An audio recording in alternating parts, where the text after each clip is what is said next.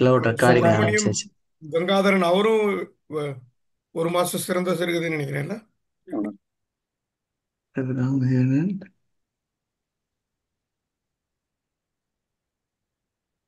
இல்லையே காணுமே. இங்க சு விஜய் வந்திருக்காரு. ம். கிருபா. அவருக்கு கேக்குதான்னு தெரியல.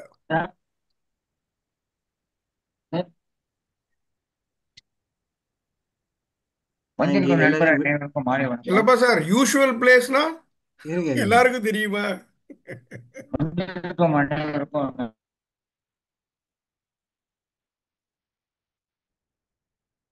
போடி போடியத்தை பேக்ரவுண்ட் அன்மியூட் பண்ணுங்க.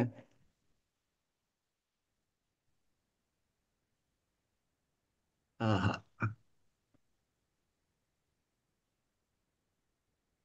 ம். இங்க மியூட் பண்ணதுல அங்க போயிடுச்சு.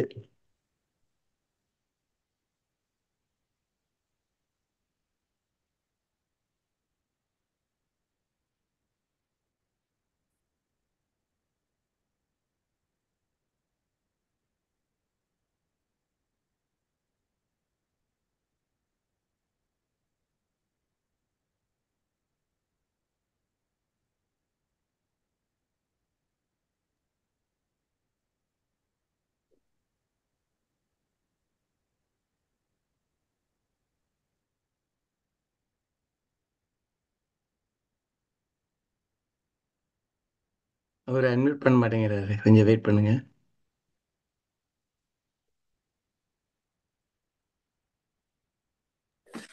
ராஜமணி சார் வேணா ஃபோன் பண்ணி சொல்லுங்க சார். அதான் ட்ரை பண்ணிட்டு இருக்கேன் அவரு.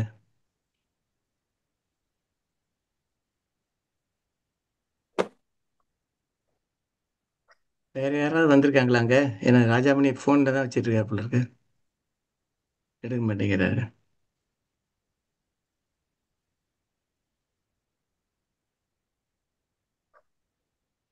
இப்போ கேட்சதும் முத்துக்குமரன் வந்திருப்பாரா பாருங்க. வந்திருக்காரா? யாராவது ட்ரை பண்ணி பாருங்களேன். வேற ஏதாவது அங்க வந்திருக்கவங்க யாராவது தெரிஞ்சாங்கன்னா.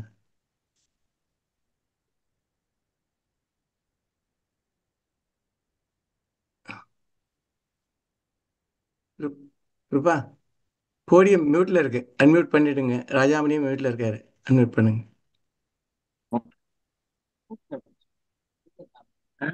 ஓகே. அதாவது ஆ, மியூட்ல வச்சுட்டு பேசிட்டு இருக்கேன். ஒரு இந்த இடத்துல குயிகம் என்ற அமைப்பு வந்து 2013 குயிகம் இன்னும் தொடங்கிட்டோம். அதற்கு முன்னாடி இந்த ஒரு 3 ஆண்டுகளாக இது 3ஆவது ஆண்டு இலக்கை சிந்தனையை நிறுத்திவிட்டு அந்த மாத சிறுகதை தேர்வை நம்ம பண்ணிட்டு இருக்கோம். இதே இடத்தில் தான் கடந்த உங்கள் சிலவையில வந்து இங்க ஜட்ஜா கூட இருந்திருக்கலாம், சில பேர் கதை கூட செலக்ட் ஆயிருக்கலாம். இந்த இடத்தில் தான் இந்த மாத கடைசி மாதம் அந்த நடுவர் தன்னுடைய கட்டுரை படிப்பார். படித்து விட்டு இந்த மாத கதையை அவர் தேர்ந்தெடுத்து சொல்லுவார். அது நடந்து கொண்டிருக்கும். இப்போ இணையத்தில் தான் அதிக கதைகள் வருகின்றன. அதிகமான கதைகள் இணையத்தில் தான் வருகின்றன. அச்சு இதழ்கள் தான் பார்க்க போனால் ஒரு 10 இதழ்கள் தான் வருது. 10 இதழ்லையும் ஒரு கதை தான் வாரத்துக்கு வருது. இந்த மாதிரிலாம் ரொம்ப குறைவாக இருந்தாங்க. நாங்கள் இணைய இதில் தேர்ந்தெடுத்துருக்கோம்.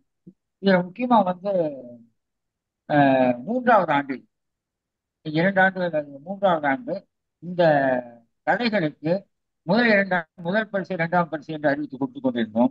இந்த மாதம் இந்த வருடம் முதல் ஒரு சிறு சேஞ்ச் பண்றாரு. தேர்ந்தெடுக்கப்பட்ட 12 கதைகளுக்கும் இருக்கா?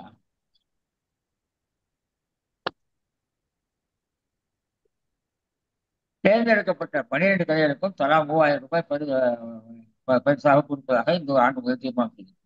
அது 1, 2, 12 கதை தேர்ந்தெடுத்து அதுக்கு 1, 2, 3, 5 கதைகள் 2 ஆண்டுகள் தேர்ந்தெடுத்தோம். அது சிவசங்கரி அம்மா தேர்ந்தெடுத்தாரு. இதுக்கு எழுத்தாளர்களுக்கு கொடுக்கப்படுகிற அத்தனை தொகையையும் சிவசங்கரி அம்மா அளிக்கிறார்கள் என்பது முக்கியமான விஷயம். இது அவங்க கொடுக்குறாங்க. அவங்க 2 நிகழ்வுக்கும் போன முதல் புத்தகம் 2ஆம் புத்தகம் ரெண்டுக்கும் அவங்க வர முடியுது. இந்த முறை அவங்க வர்றது கொஞ்சம் ஒரு மூவ்மெண்ட் கால் ப்ராப்ளமா இருக்கிறதுனால வர முடியுதுன்னு சொல்லிட்டாங்க. ஸோ அதுவே இல்லை. முதல்ல நம்ம என்ன பண்ண போனோம், இந்த 12 எழுத்தாளர்களே வந்துட்டவங்க வந்து சுப்பைங்க சார் வந்திருக்காரு, தேவன் 2 பேரும் வந்திருக்காங்க. வேற யாரும் வரல. நடுவர்கள் 3 பேர் இருந்திருக்காங்க. வீட்டில் யார் இருக்காங்க? சுந்தரராஜ் இருப்பார். நடுவர்கள் சிவகுமார் வந்திருக்கார், தனம் சிவகுமார், டாக்டர் பாஸ்கர், எஸ்ஆர்டி 3 பேர் 3 பேர் வந்திருக்காங்க. ஸோ இங்கே 6 பேர். அதுலேயும் முதலாவதாக இப்போ இப்போ வந்து புத்தக வெளியீடு. புத்தக வெளியீடு நாங்கள் என்ன பண்றோம், யார் முதல்ல ஏற்பாடு இந்த புத்தகத்தை நம்முடைய முக்கியமாக இந்த நம்ம குறுகியத்துக்கு ஃபுல் சப்போர்ட் அப்படின்னு சொன்னோம்னா ஒரு பெரிய ஆளுமை நமக்கு இருக்காருன்னா பாவேஸ்வர். அவருடைய கைடன்ஸ் இல்லாம எந்த வேலையுமே நடக்கும். அவருடைய அதே மாதிரி எல்லா நிலையிலும் அவர் தான் முக்கிய முத்தாய்ப்பு வைக்கிறதோ எல்லா விஷயங்களும் முக்கியமான கைடன்ஸ். அவர் புத்தகத்தை வெளியிட ஆஹ், டாக்டர் பாஸ்கர் அவர்கள் புத்தகத்தை பெற்றுக்கொள்கின்றார்கள். காந்தா என்று அவருடைய அம்மா தாயாரின் பெயர் எழுதியிருந்தார்.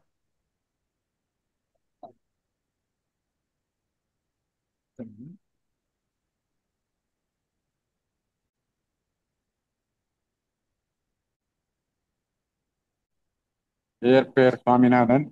தேவ விருதன் என்ற பெயரில் எழுதிய பேச்சு துணை என்ற அவரது சிறுகதை தேர்வாயிருக்கிறது. அதற்கான ஒரு சிறப்பு சான்றிதழ் என்று பெற்றுக்கொள்கிறேன். ஓகே. அடுத்த வாவேஸ்வரர்கள் இருக்கிற வாழ்க்கை பாருங்க. இலக்கிய அன்பர்களே, குவிகம் சிவசங்கரி சிறுகதை போட்டிக்கான தேர்வு முடிந்து அந்த தேர்விலே தேர்ந்தெடுக்கப்பட்ட சிறுகதைகளை ஒரு தொகுப்பாக இங்கே கொண்டு வந்திருக்கிறோம். 24, 25. இதுல என்ன ஒரு சிறப்புனா, slowly it is gaining some importance. இந்த சிறுகதை போட்டியும் இந்த சிறுகதையினுடைய தேர்வு முறைகளும் இது எல்லாமே குவியத்தினுடைய ஒரு வட்டத்தை விரிவுபடுத்தியிருக்கிறது. பல புதிய நண்பர்கள் இதை பற்றி பேசுகிறார்கள். பல புதிய எழுத்தாளர்களுடைய படைப்புகளை வாசகர்களுக்கு கொண்டு போகக்கூடிய ஒரு பெரிய வாய்ப்பை குவிகம் ஏற்றுக்கொண்டிருக்கிறது. இதுதான் குவிகத்தினுடைய ஒரு முக்கியமான ஒரு கொள்கையாக நிறைய வாசகர்களை உருவாக்க வேண்டும், அதே போல் நிறைய படைப்பாளிகளை உருவாக்க வேண்டும். குவிகத்தினுடைய பப்ளிகேஷன்ஸ் அதனுடைய எண்ணிக்கை பல பல மடங்கு ஒவ்வொரு ஆண்டும் மிக அதிகமாக எண்ணிக்கையிலே அவர்களால் பதிப்பிக்க முடிகிறது. அதுக்கு ஒரு மிக பெரிய வலிமை சேர்ப்பது இது போன்ற போட்டிகள். இதுல வரக்கூடிய நபர்கள் இங்க வந்திருக்கக்கூடிய தேர்விலே வெற்றி பெற்று இந்த தொகுப்பிலே இடம்பெற்று இந்த அமைதி நிலையத்திலே இருக்கக்கூடிய இந்த நேரடி நிகழ்ச்சிக்கும் எங்களை பெருமைப்படுத்திய படைப்பாளி அத்தனை பேருக்கும் எங்களுடைய வணக்கத்தை தெரிவித்துக் கொள்கிறோம், நன்றியும் தெரிவித்துக் கொள்கிறோம். இது ஜூம் மூலமாக, காணொலி மூலமாக பல இடங்களுக்கு செல்கிறது. பல பேர் பார்த்து கொண்டிருக்கிறார்கள். இணையதளத்திலே ஜூம் அரங்கிலே பார்க்கக்கூடிய நண்பர்களுக்கும் நான் இந்த நல்ல நேரத்திலே வாழ்த்து தெரிவிக்கிறேன், வரவேற்பும் கொடுக்கிறேன். இந்த சிறுகதை பொறுத்தவரை இது ஒரு ஒரு ஃபில்ட்ரேஷன் மெத்தட்னு சொல்ல முடியாது, ஒரு ஒரு சர்வலன்ஸ் வேணா சொல்லலாம், ஒரு பருந்து பார்வை போல. இதுதானா என்று கேட்டால் ஒரு மாசத்துக்கு பார்த்தானா எவ்வளவு, கிட்டத்தட்ட 60-70 கதைகள் மினிமம். அதுல இருந்து தேர்ந்தெடுக்கப்பட்டு அதுபோல ஒவ்வொரு மாதம் தேர்ந்தெடுக்கப்பட்டு வருவதன் காரணத்தினால இதை படிக்கக்கூடிய வாசகர்கள் ஒரு கடந்த ஆண்டிலே வந்திருக்கக்கூடிய சிறுகதைகளிலே நல்ல சிறுகதை எது என்று ஒரு உணர்வதற்கும், அதை விட முக்கியம் கவனமான வாசகர்கள் எந்த போக்கிலே கதை களம் நகர்கிறது. பழைய களமாக இருந்தால் அதுல எப்படி அது புது அப்ரோச், அணுகுமுறை வித்தியாசமா இருக்கிறதா, இல்ல ஒரு புதிய களம், நேற்று நடந்த விஷயம் 2019 பிறகு அதுக்கு அடுத்த ஆண்டு வந்த கிட்டத்தட்ட எல்லா கதைகளும் தீனும் அந்த தொற்று நோய் பற்றி தான் பல இதுல இமீடியட்டா நடக்கக்கூடிய விஷயம் பற்றி. அதுபோல பரந்துபட்ட சமுதாய நிகழ்வுகளிலே இதையெல்லாம் நீங்கள் தேர்ந்தெடுக்கிறீர்கள் என்று உணர்ந்து கொள்ள ஒரு மிகப்பெரிய வாய்ப்பாக வாசகர்களுக்கு இது அமைந்திருக்கிறது. ஆகவே இதுல முக்கியமா சொல்ல வேண்டியது, நான் மென்ஷன் பண்ண வேண்டியது, இன்றைய தினம் திருமதி சிவசங்கரி அவர்களால் வர இயலவில்லை. நான் தொலைபேசி தொடர்பு கொண்ட போது போன 2 முறையும் வந்தார்கள். மேடையில இருந்து பேசி 3 மணி நேரம் நிகழ்ச்சி இருந்துட்டு தான் அவங்க போனாங்க. இந்த முறை அவர்களுக்கு உடல்நிலை சரியில்லை, நம்ம முடியல. நான் ஜூம்ல கலந்து கொள்கிறேன் என்று சொல்லியிருக்கிறார்கள். ஆகவே அவருடைய வாழ்த்தையும் உங்க எல்லாருக்கும் நான் தெரிவிக்கிறேன். ஒரு ஒரு சம்பிரதாயமா சொல்லல, she told me with the same effect போன்ல, வாவேசு நான் வரலன்னா நீங்க நான் எல்லாரையும் வாழ்த்தினேன், இது தொடர்ந்து நடக்க வேண்டும் என்னுடைய வாழ்த்துக்களை தெரிவித்தேன் என்று அவர்கள் எனக்கு குறிப்பிட்டார்கள். அதை உங்களோடு பகிர்ந்து கொள்வதே மகிழ்ச்சி அடைகிறேன். என் தரப்பிலும் குவியத்தின் சார்பிலும் வந்திருக்கக்கூடிய அனைத்து நண்பர்களுக்கும், வாசகர்களுக்கும், படைப்பாளிகளுக்கும், இது யாரெல்லாம் வரலையோ அவர்களுக்கெல்லாம் இது சென்றடையும். அத்தனை பேருக்கும் இங்கிருந்து பல பேருக்கு முடியல. Travel becomes most tedious within the city itself and along with the cities எத்தனையோ இருக்கிறது. ஆகவே இங்க வர முடியாதவர்களா இருந்தா கூட அத்தனை பேருக்கும் எங்களுடைய வாழ்த்துக்கள், நன்றிகள். தொடர்ந்து குவியத்திலே இணையுங்கள். குவியத்தினுடைய பல நிகழ்ச்சிகளிலும் உங்களை நாங்கள் பார்க்க விரும்புகிறோம். இது குவியத்தோடு உங்களுடைய தொடர்பு. இங்க ஒரு வட்டத்தை விட உள்ள போக முடியாது. You only once get in to Kuvikam. அதனாலதான் பேரே குவிகம்னு அர்த்தம். நீங்க உள்ள வந்துட்டு அப்புறம் வெளில போறது கிடையாது. You just simply get in. ஆகவே இந்த நல்ல நேரத்திலே அனைத்து பேருக்கும் மறுபடியும் நன்றி பாராட்டி பாராட்டுகளும் தெரிவித்து விடைபெறுகிறேன். வணக்கம்.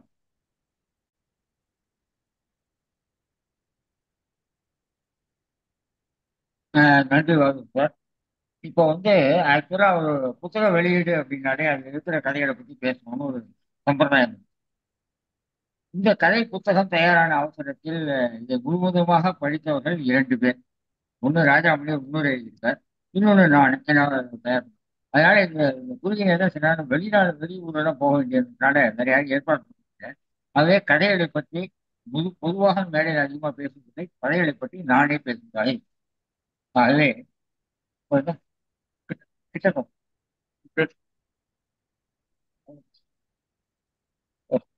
முதல்ல இந்த தேர்வு முறையை பற்றி முதல்ல ஒரு விஷயம். அதாவது மாதம் ஒரு கதை, அது ஏதாவது வேகேஷனே கரெக்டாக கேலண்டர் இயர் வச்சுருப்பாங்க, ஜனவரியிலேருந்து டிசம்பர். நம்ம ஆரம்பிக்கும் போது இதுக்காக 6 மாதம் வெயிட் பண்ண வேண்டாம்ன்றதுனால ஜூலை முதல் அடுத்த ஜூன் வரை என்று இருக்கிறது. இது 3வது ஆண்டு, 25ஓட 3வது, 22, 23, 24, 25 ஜூன் புரிஞ்சிருக்கிறது 3வது.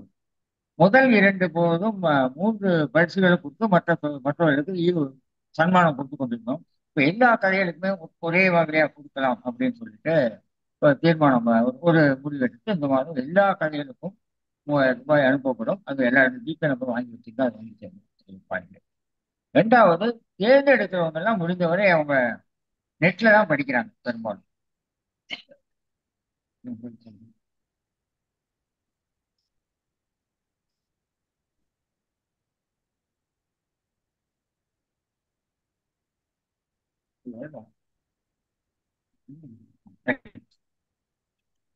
Technical problem.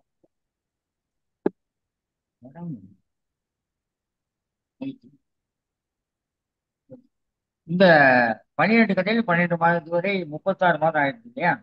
ஒரே ஒரு முறை தான் ரிப்பீட் பண்ண முடியாது போயிட்டு, மற்றபடி 35 டிஃபரெண்ட் வேறுபட்டவர்கள்.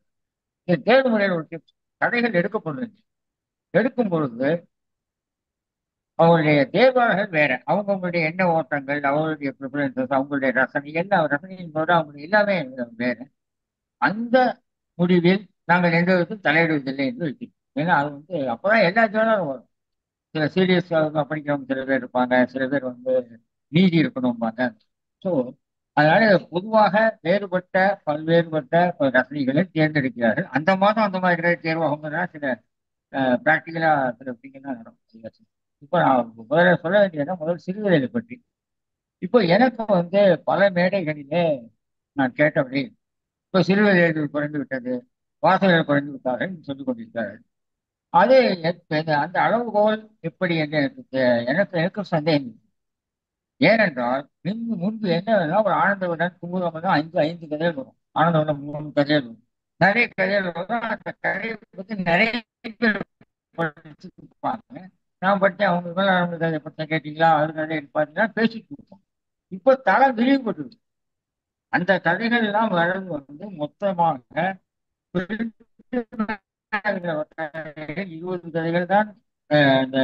தொடர்ந்து வருகின்ற கதைகள் 20 தான். மற்ற எல்லாமே இணையத்துல அதோட இப்போ இணையத்துல எழுதப்படுகிற கதைகள் அதே 80 கதைகள் 90 கதைகள் இந்த தொடர்ந்து வரக்கூடிய கதைகள் ஆகியிருக்கின்றன. இதை தவிர அதிகமாகிவிட்டார்கள், தளம் விரிவடைந்தது. அதனால என்னென்ன கதைகள் வந்து என்று நமக்கே தெரியவில்லை என்பதுதான் முக்கியமே தவிர நம்மளுடைய சாம்பிள்ஸ்ல வரமாட்டேங்குது. பொதுவாக இன்னொன்று கூட சொல்லுவாங்க, இந்த காலத்துல படிக்கிற பழக்கம் குறைந்து விட்டு இன்னும் ஆரம்பிப்பாங்க. எல்லாரும் நீங்களே உங்களை கேட்டுங்க, நீங்க படிக்கும்போது உங்க ஸ்கூல்ல 11th ஸ்டாண்டர்ட்ல எத்தனை பேர் படிச்சாங்க? 3 பேர் தான் இருப்பாங்க. இந்த 3 பேர் படிக்கிறாங்க. இப்ப நம்ம பழந்துபட்ட என்ன படிக்கிறது படிக்காதவங்க தான் கண்டுக்கு தெரியும். அதனால பழந்துபட்ட விஷயம் வருது. ரெண்டாவது வந்து புத்தகங்கள் வாங்குறது படிக்கிறதுங்கிறது இந்த இடத்துல முக்கியமா ஒரு ரெக்கார்ட் பண்ண ஆசைப்பட்டேன். காலச்சுவடு பதிப்பாளர் கண்ணன் வந்து சொன்னார், இந்த மாதிரி படிப்பவங்களே குறைஞ்சு போயிட்ட பிறகு அச்சுதலுக்கு இப்ப ஏதாவது ஃபோக்கஸிங் இந்த ஃபியூச்சர் இருக்கா அப்படின்னு கேட்குறாங்க. அவங்க என்ன சொல்றாங்கன்னா, இந்த மாதிரி புத்தகங்கள் வெளியிடுறீங்களே, புத்தகங்களுக்கு என்ன வருமா? புத்தகங்கள் கிட்ட வரணும். புத்தகங்கள் என்ன வருமானம், புத்தகங்கள்லாம் போடுறதெல்லாம் பதிப்பாளர்லாம் ஏன் புத்தகம் வச்சு புத்தகங்களுக்கு இனி ஃபியூச்சர் இருக்கா அப்படின்னு கேட்டாங்க. எனக்கு தெரிஞ்சு யாருமே படிக்கிறது இல்லை. அப்படி இருக்கும்போது எப்படி இருக்குமான்னு கேட்கும்போது அவர் நல்ல ஒரு கேள்வி கேட்டார். வருஷம் புக் ஃபேர்ல எங்களுக்கு ஒரு வருஷத்தோட அடுத்த வருஷம் 10 to 15% இன்க்ரீஸ் தான் இருக்கு. அப்படி 10% 15% இன்க்ரீஸ் இருக்கும்போது இளைஞர்கள் படிப்பதிலே பெரியவங்க தான் படிக்கிறாங்கன்னா குறையணும். ஏன்னா பர்ச்சேசிங் பவரும் அவங்கள்ட்ட கிடையாது. நம்மளும் குறைஞ்சிட்டு வருவாங்க.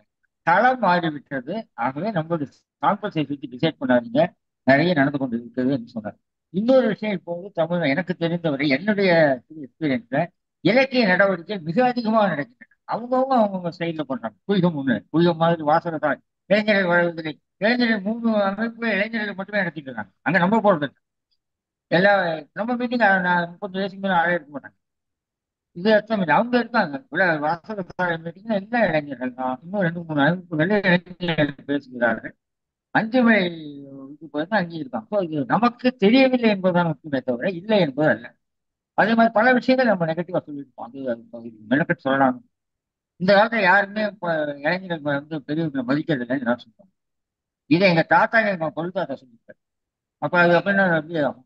இந்த காலத்துல அவர் அந்த தாத்தா பையன் சொல்லி பையன் எங்கிட்ட சொல்லி நான் என் பையன் சொல்லி தான் போயிட்டு கேட்டுக்கிறேன். அவங்க பார்வை தான் எல்லாம் ஓடிட்டு தான் இருக்கு, நல்லா தான் ஓடிட்டு இருக்கு. அது விஷயம். இப்ப நம்ம கதைக்கு 12 கதைகள், 12 எழுத்தாளர்கள். அது இதழ்கள் என்று வரும்பொழுது 9 இதழ் தான் கணக்கு வருது. 9 இதழ் தான் வரும். 7 8 10 இதழ் வரும். இது சொல்வனம் இதழ் மட்டும் 3 கதைகள் வந்து சொல்வனம் என்கிற மாதம் இருமுறை வருகின்ற இணைய இதழில் 3 கதைகள் வந்திருக்கின்றன. மற்ற தினமணி கதிர் என்கிற இதழில் 2 கதைகள் வந்து, மற்றவை எல்லாம் உயிரெழுத்து, அந்திமழை, உயிரெழுத்து, அந்திமழை, காலத்து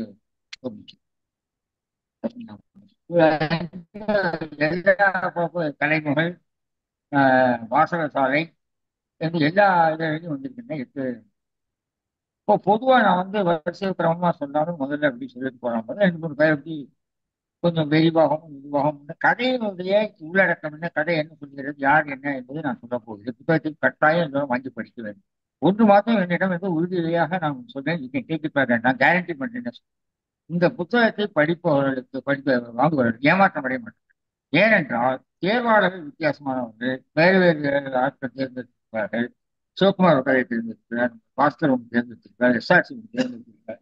அது ஒன்று. 2வது விஷயம், முதல் கதையை 2 பேரும் பெறுகிறார்கள். முதல் கதை அவர் எழுதிய முதல் சிறுகதை 2 கதைகள் வந்து மிகவும் பிரபலமான பல்வேறு கிட்டத்தட்ட ஒரு 40 சிறுகதைகளுக்கு மேலே வெளியிட்ட வனதாசன் அவர்கள் கதையும் தேர்வாகி.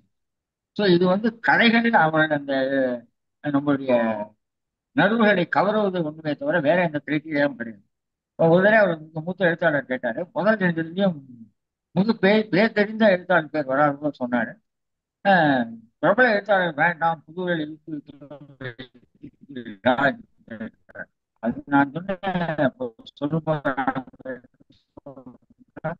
எங்க கையில இல்லை, எடுக்கிறவங்களுக்கு அந்த கதை நல்லதா பட்டு அவங்க எடுக்கிறாங்க. அவங்க யாரும் விளக்கதான் எனக்கு தெரியல. ஏன்னா இன்னும் அந்த பிரபலமான எழுத்தாளர்கள் நிறைய எழுதுறாங்க. அமிர்தாளர் நிறைய கதைகள் மாறி மாறி வரும், உயிர்மையில வரும். நிறைய பழைய எழுத்தாளர்கள் நிறைய பேர் எழுதுறாங்க, புதிய எழுத்தாளர் நிறைய வந்துருக்காங்க. இப்போ கதைகளுக்கு இருக்கும். சும்மா இப்போ வந்திருக்கிறதுனால 2 பேர் வந்திருக்காங்க. அவங்க கதையை முதல் சொல்லி அதுக்கப்புறம் இணையத்தில் யார் வந்திருக்காங்க. பேச்சு துணை என்று ஒரு உங்க நண்பர் தேவவர்தன் அவர் எழுதிப்பாரு. தினமணி கதை வந்தது. அந்த பேச்சு துணை கதை வந்து ஒரு சிம்பிளா ஒரு ராஜுக்கு ஒரு ஃப்ரெண்டு போறாரு, ஒரு இடத்துல உட்காந்து பேசிட்டு இருக்காரு. கடற்கரையில் போனா பக்கத்துல ஒருத்தர் பேசிட்டு இருக்காரு. நிறைய விஷயங்கள் பேசுறாங்க. இந்த பிற்காலங்கள் உங்களுடைய ஒரு குடும்ப விவரங்கள் எல்லாம் பேசிட்டு இருக்காங்க. திடீர்னு கடைசியில் ஒரு ட்விஸ்ட் வருது. அந்த ட்விஸ்ட் கதையை பற்றி பார்த்து தெரிந்து கொள்ள வேண்டும். அது இந்த கிரிக்கிறவர்கள் தேர்ந்தெடுத்த அந்த கதை. அந்த கதையில வந்து யதார்த்தமான உரையாடல். சும்மா சாதாரணமா நீங்க அது அப்படியே இருக்கும். சாதாரண அதாவது எளிய சின்ன சின்ன வருத்தங்கள், சின்ன சின்ன ஏன்னா ஒரு நண்பராக கூடிய பேச்சு துணைக்கக்கூடியவர். பேச்சு துணைக்கு ஆளே இல்லாத பேச்சு துணைக்கு ஒரு இருக்கிறார். அவர் சில நாள் வராத போது அவர் விசாரிக்கிறார். அதுக்குதான் கதையினுடைய முடிவு சிறிய திருப்பத்தோட அந்த கதை முடிகிறது. அது ஒரு சின்ன சைக்கலாஜிக்கல் பாயிண்ட் ஒன்று இருக்கு. சும்மா போட்டிட்டு காட்டணும்னா, ரொம்ப வருடங்களுக்கு முன்னால வெங்கட் பூங்கட்னு ஒரு கதை வந்து யாரோ பட்டி டான்ஸே இல்லை, ரொம்ப ரேர். ஒரே ஆள் ரெண்டு பக்கம் சீட்டாடும் பழைய கதை இது. இது ஒரு சின்ன குழுவுக்காக கொடுத்துருக்காரு. அடுத்ததாக பரிசு. பரிசு கதையை தேர்ந்தெடுத்த அது பரிசு கதையை தேர்ந்தெடுத்த முத்துக்குமரன் அவர்களும் வந்திருக்கிறார். முத்துக்குமரன் தினமணி கதையில் இருந்தவர், அவரும் வந்திருக்காரு. ஒரு கிராமத்துக்கு போயிட்டு, ஒரு திருநெல்வேலியில கிராமத்துல ரெண்டு பசங்க எந்தூசியாஸ்டிக் பாய்ஸ், ரெண்டு பேரு கிரிக்கெட் வாங்கணும், கிரிக்கெட் ஆடணும், போட்டியில போகணும், பந்து வாங்கணும், அதெல்லாம் பேட் வாங்கணும், இதெல்லாம் வாங்கணும், ஜெயிச்சா அவங்களுக்கு பணம் வரும். அந்த நிலையில அந்த பசங்களுடைய யதார்த்தம் போய் யார் எல்லாம் ஜெயிப்பாங்கிற நம்பிக்கை அவங்களோட அவங்களுக்கு உதவி செய்ய இருக்கிற மாதிரி கூட ஒரு ஃபீலிங் வருது. அதுல வந்து அதுல ஒருத்தர் பைசா வாங்காம வாங்கி பொருளை தராரு. அதுல ஒரு நல்ல ஒரு அருமையான டயலாக் வரும். எங்க அப்பா கணக்குல எழுதிக்கங்க அப்படின்னு. அப்பா கணக்குல எழுதிக்கங்க. அப்ப அப்பா கணக்குல எழுதிக்கணும். பெருசா எல்லாம் பார்த்துட்டு விடுங்க. அதெல்லாம் பார்த்துக்காரு. உங்க அப்பா கணக்கு எழுதிங்க, உங்க அப்பா உன்னை திட்டாம பார்த்துக்க அப்படின்னு. அது அதே மாதிரி பேசு ஒரு பேக் பண்றது, அதுக்கு ஒரு ரப்பர் ஒன்று வாங்குறது, எல்லாத்தையும் பண்ணிட்டு அதுல முத்தாய்ப்பாக பங்கு வாங்கணும். அவங்க ஊர்ல கிடைக்காது. பஸ்ல போறவங்க நிறையா வாங்கணும், காசும் கிடையாது. அப்போ ஒரு முதியவர் ஒருத்தர் போறாரு, அவர்கிட்ட பங்கு வாங்கிட்டு வர்றாரு. அதுதான் கடை. பங்கு வாங்கிட்டு அந்த கடையில் கடைசியில் அந்த ஒரு சிறு நெகிழ்ச்சியான தருணம் வருகிறது. அதுதான் அந்த கதையோட முழுது. அது நம்மால் உணர முடியும். அந்த பசங்க ரெண்டு பேரும் சரி, அவங்க அந்த பெரியவங்க ரெண்டு பேரும் சரி, இதுல வந்து முதியவர்கள் இளையவர்கள் கூட பார்க்க முடியாது. அது ஒரு பசங்க ஜெயிச்சுவாங்க நம்பி அவங்களோட நமக்கு இருக்கோம் அப்படின்னு கூட தோணும். அது மிக அருமையான ஒரு எளிய கதை. அடுத்ததாக பால்மன கணக்கு நம்ம இவர் எழுதியிருக்கார், உஷாதி, நம்ம உஷாதி. அவர் அந்த கதையை ரொம்ப ஒரு ஒருத்தன் வந்து நேர்மையா ஒருத்தன் இருக்கணுங்கிறதுக்கு காரணமே தேவையில்லை. ஆனா அவங்க பைசா இல்லை, அதனால போற ஒரு நித்து ஒன்று இருக்கு. அது அந்த மாதிரி அது வேற, அது இருக்கிறதுக்கும் எல்லா தரத்திலும், எல்லா பொருளாதார நிலையிலும், எல்லா ப்ரொஃபஷன்லையும் நல்லவர்கள் தான் கெட்டவங்க. நிறைய பேருக்கும் இருக்காங்க. ரிக்ஷா ஓட்டுறவங்கலாம் மோசம், டிரைவர்லாம் மோசம், இவங்க எல்லாம் மோசம் சொல்ற அர்த்தமே இல்லை. அதுலேயும் ப்ரொபோஷன் இருக்கு. ஒன்று ரெண்டு நம்மளுடைய கண்ணில் படுபவர்களை வச்சு நம்ம சாம்பிள் சைஸ் வச்சு நம்ம தீர்மானம் பண்றோம். இந்த கதையில அவர் பால் போடுற ஒரு காசு கொஞ்சம் அவர்கிட்ட மாட்டிட்டு வருமோ வராதோ சந்தேகத்தை எப்படி தீர்க்கிறது என்கிற ஒரு கதை. இது வந்து அன்றாடம் வருகிற கதை. மூன்றாவது விஷயம் சொல்லணும் என்னன்னாக்கா, எல்லா கதையிலுமே எழுதுறவர் இதே விஷயத்தை நானும் பார்த்துருவோம், அவங்க எல்லாரும் பார்க்கணும். ஆனால் அது எழுத வேண்டும் என்று தோன்றுவதும் எழுதுவதும் அது ஒரு நல்ல நடையிலே நல்ல அழகாக முத்தாய் போட முடிப்பதும் தான் இந்த கதாசிரியர் செய்கிற சிறந்த வேலை. அது வந்து அந்த நடுவரை பாதித்திருக்கிறது என்றால் படிக்கிறவங்க நிச்சயமா ஒரு 70% அதான். நிறைய கதைகள் வருகின்றன. உங்களுக்கு ஓப்பாக இருக்கிறது. எனக்கு பர்சனலா இப்படி இந்த ஜேர்னல் எனக்கு பிடிக்காது. என்னுடைய நண்பர் ஒருத்தர் இருக்காரு, அவர் சரித்திர கதையை படிக்க மாட்டேன். அது அவருடைய சாய்ஸ். அதுக்காக சரித்திரத்தை தேர்ந்தெடுக்கப்படாமல் இருப்பதிலே அது உண்டு. மூன்றாவது கதை சொல்லும்பொழுது இது இவருடைய உட்கார்ந்து கதை சொல்லிட்டேன். இண்டக்ஷன் பார்த்துக்கிறேன். எழுதி வச்ச பேப்பரை காணடிச்சு இது சொர்க்கம் அப்படின்னு அவரு மயிலாப்பூர்ல பல குடித்தனங்கள் நடக்கின்ற ஒரு குண்டு கொடுக்குற மாதிரி அதுல நடக்கிற கதை உண்டு. அதுல நடக்கிற கதை ஒரு பெரியவர் தன்னுடைய பையனை நான் தனியா இருக்கேன்டா கூட அப்படின்னு சொல்லிட்டு தனியா இருக்காரு அந்த இடத்துல. இந்த உண்டு கொடுக்குற அந்த விவரங்கள் எல்லாம் ரொம்ப அருமையாக வந்திருக்கு அந்த கதைங்க. அதுல முக்கியமாக இங்க இருக்கிற பெரும்பான்மையினர் எனக்கு தெரியல. நான் அதை தான் அனுபவித்தேன். என்னுடைய பிரதர் என்னுடைய தமக்கையின் கணவர் சொல்றாரு, நாமெல்லாம் சென்னைக்கு வந்த பொழுது ஒரு குடும்பத்துக்கு 3 குடும்பத்துக்கு ஒரு குளியலறை, ஒரு டாய்லெட். இப்போ வந்து இன்னி தேதிக்கு பெரும்பாலும் ஒரு குடும்பத்துக்கு 3 டாய்லெட் ஆயிடுச்சு. ஸோ அந்த 1 3 3 1 காலத்துல அந்த மாதிரி அந்த சோப்பு டப்பாவோட வெயிட் பண்றது, எனக்கு அவசரம், எனக்கு இன்டர்வியூக்கு நான் போகணும், அந்த மாதிரி சின்ன சின்ன விஷயங்கள்லாம் வந்து அந்த இடங்கள் இருக்கு ஒரு பிரச்சனையாகி விடுகிறது. அந்த இடம் வந்து கபாலீஸ்வரர் கோயிலை சேர்ந்ததுன்னு சொல்லிட்டு இவங்களை வெக்கேட் பண்ண சொல்றாங்க. அது எப்படி வெக்கேட் பண்றது, அதுக்கப்புறம் அவர் போய் அந்த அரசாங்க அதிகாரிகளை பார்க்கிறார். அதுல ஒரு சின்ன ட்விஸ்ட் ஒன்று இருக்கு, அது பார்க்கணும். பார்க்கிற அதிகாரியே வந்து தெரிய வந்து ஒரு ட்விஸ்ட், அவர் யார் என்று கதை படிச்சது. அதுக்கப்புறம் அதையும் மீறி மேல ஒருத்தர் அதை யாரும் முடியல மாதிரி கடைசியில இந்த வீட்டுக்காரர் வந்து சரி நான் இது சரிப்பட்டு வராது, நான் அதை குடிச்சிட்டு யாரோ பவர் வாங்கிட்டு போயிட்டாங்க, அதனால நான் இந்த விஷயத்தை காலி பண்ணிடுறேன் அப்படின்னு சொல்லிட்டு அவர் போயிடுறாரு. அப்ப இவரை வந்து உங்களுக்கு வேணா அவர் வாடகைக்கு வேற யாராவது புரோக்கர் மூலமா ஏற்பாடு பண்ணி தரமா சொல்லும்போது அவர் சொல்றாரு, இது போன்ற சொர்க்கம் வேறு இடத்துல இருக்கலாம், நானே தேடிக்கிறேங்கிறார் அந்த கதையினுடைய நாள். இது வந்து சொர்க்கம். சொர்க்கம் என்ற கதையை தேர்ந்தெடுத்து டாக்டர் பாஸ்கர் அவர்கள் இருக்காரு. அந்த கதையை அவர் எழுதியிருந்தாங்க. எல்லாமே நான் சொல்றதெல்லாம் வந்து மேலே எழுதப்பட்ட அந்த கதைக்குள்ள இருக்கிற விஷயங்கள் அவங்க அவங்க அப்சர்வேஷன் தவிர. இன்னும் ஒன்று சொல்ல வேண்டுமென்றால், இந்த குயிலும் இதழ மின்னிதழ அந்த கதாசிரியர் எழுதின அந்த தேர்வாளர்கள் எழுதின கதைகளை பற்றிய புரிந்திருக்கிறது. அது எல்லோரும் படிக்க வேண்டும் என்று கூறுகிறேன். புரிதம் வர லிங்க் எல்லாருக்கும் நான் அனுப்புறேன். லிங்க் ஒன்றில் புரிதம்.com போயிட்டீங்கன்னா அதுல 3 மாசத்துல இருக்கும். அவங்க வந்து இன்னும் விழாவறியா எழுதியிருக்காங்க. இதை தவிர இன்னும் 2 3 கதைகளை பற்றி அவங்க எழுதியிருப்பாங்க. அதெல்லாம் நீங்க படிக்கணும்னு நான் கேட்டேன். அது இது வந்து அந்த சொர்க்கம் கதை. அதாவது இளவட்டங்கள் பாவ மன்னிப்பு. பாவ மன்னிப்பு என்ற கதை எழுதிய விஜய் அவர்கள் இப்போ திருநெல்வேலியிலிருந்து உடுமல்பேட்டையில இருக்காரு, அங்க இருக்காரு. அவருடைய முதல் கதை இது வந்து வந்த இதழ் வந்து வாசகசாலையில வந்தது. இல்ல வாசகசாலையில பாவ மன்னிப்பு தெரியல வாசகங்க.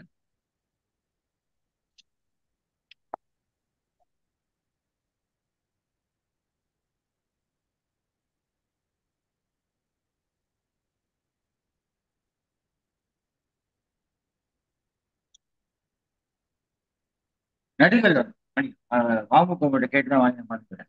நடுகள் என்கிற இதழில வந்து இருக்காரு. நடுகள் என்ற ஒரு இது இணைய இதழ் ஒன்று வருகிறது. நடுகள்.com தான். நண்பர்கள் வந்து இன்ட்ரெஸ்ட் நண்பர்கள் படிங்க.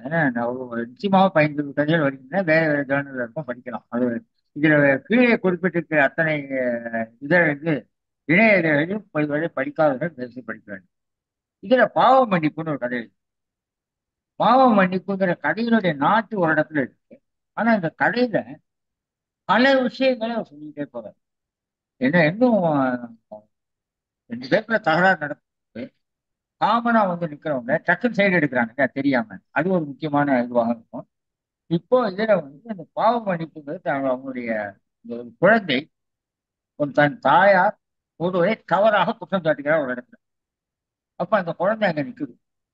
அந்த குழந்தைக்கு என்ன பண்ணுதுன்னா, அதுக்கு வந்து நான் போய் அவங்க கிறிஸ்டியனும் அவங்க கிறிஸ்துவராக பாவ மன்னிப்பு கேட்கிறேன். அந்த குழந்தை போய் பாவ மன்னிப்பு ஒரு தவறு செய்வதற்கு நான் மௌனமாக அதோடு இருந்து நான் ஒன்றும் சொல்லாம இருந்து எனக்கு பாவம் தானே சொல்லிட்டு அந்த குழந்தை கேட்குது. அந்த அம்மா பண்ண தவறு அம்மா வந்து அதுக்கப்புறமும் அந்த கதை தொடர்கிறது. எப்படி மக்கள் தான் இதை வந்து ஒரு தலைபட்சமா பாக்குறாங்க, பார்த்தா இவன் தான் கரெக்டா இருக்கும் இந்த மாதிரி பாக்குறாங்க.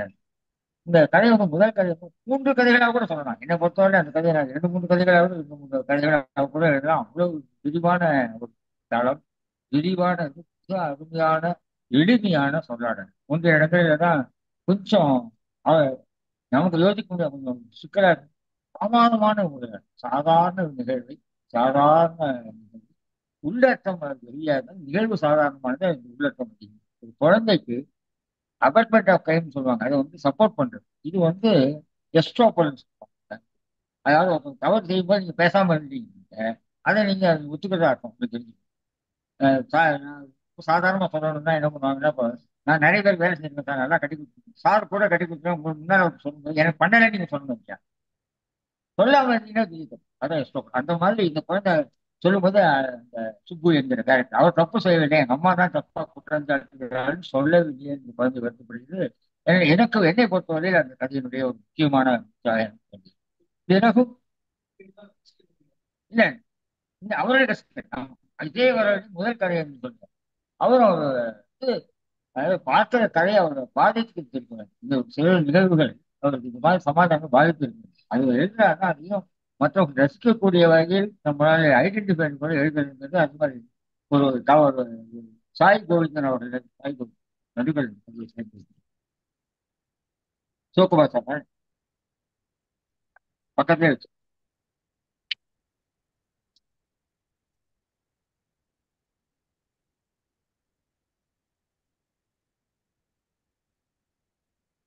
தேர்ந்தெடுத்து சரி. சிவகுமார் சார், ஒரு தளம் சிவகுமார் அவர் முக்கியமான எழுத்துவாதி. சடம் என்ற இதழ முக்கியமாக இருப்பார். அவரை தேர்ந்தெடுத்ததே இது. அதுக்கப்புறம் ஆஹ் கடைசியா வருகிறேன் சாய்ந்த அடி என்ற ஒரு கதை உண்டு. சற்று நீளமானது, 28 பக்கங்கள், 20 பக்கங்கள் மேல் வந்திருக்கிறது. இதை தேர்ந்தெடுத்தவர் திரு ஹரிஹரன் அவர்கள். இது சொல்வனத்தில் வந்த கதை. ஒரு எரிமலை வெடித்த நிகழ்வு. அதைத் தொடர்ந்து அதைத் தொடர்ந்து ஆஹ் நடந்த அதைத் தொடர்ந்து நடந்த அப்பொழுது ஒரு ஊர் ஊரா டிராவல் பண்ற ஒருத்தர், அந்த மாதிரி பல விஷயங்களை விட்டு எழுதியிருக்கிறார். இதுல இன்னொரு இடத்துல இந்த கதையில நான் ரசித்த ஒரு முக்கியமான ஒரு திரு டாக்டர் முருகசுந்தரம் அவர்கள் வந்திருக்காரு. வருவார்.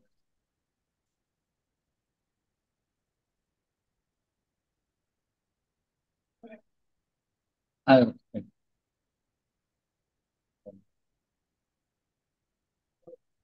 இந்த நிகழ்ச்சி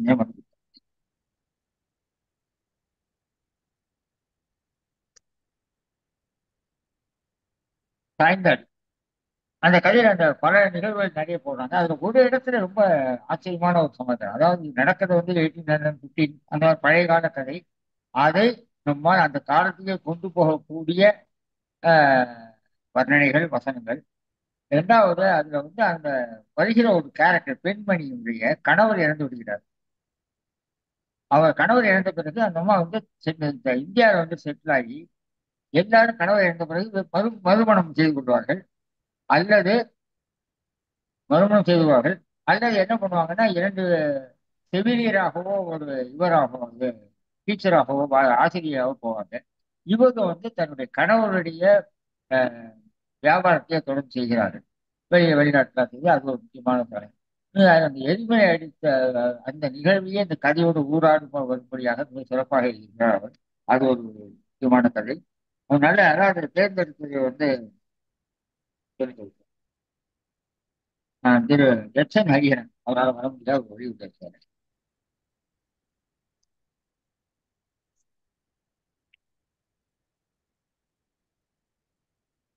மதிக்கண்ணன், இது ஒரு அருமையானது.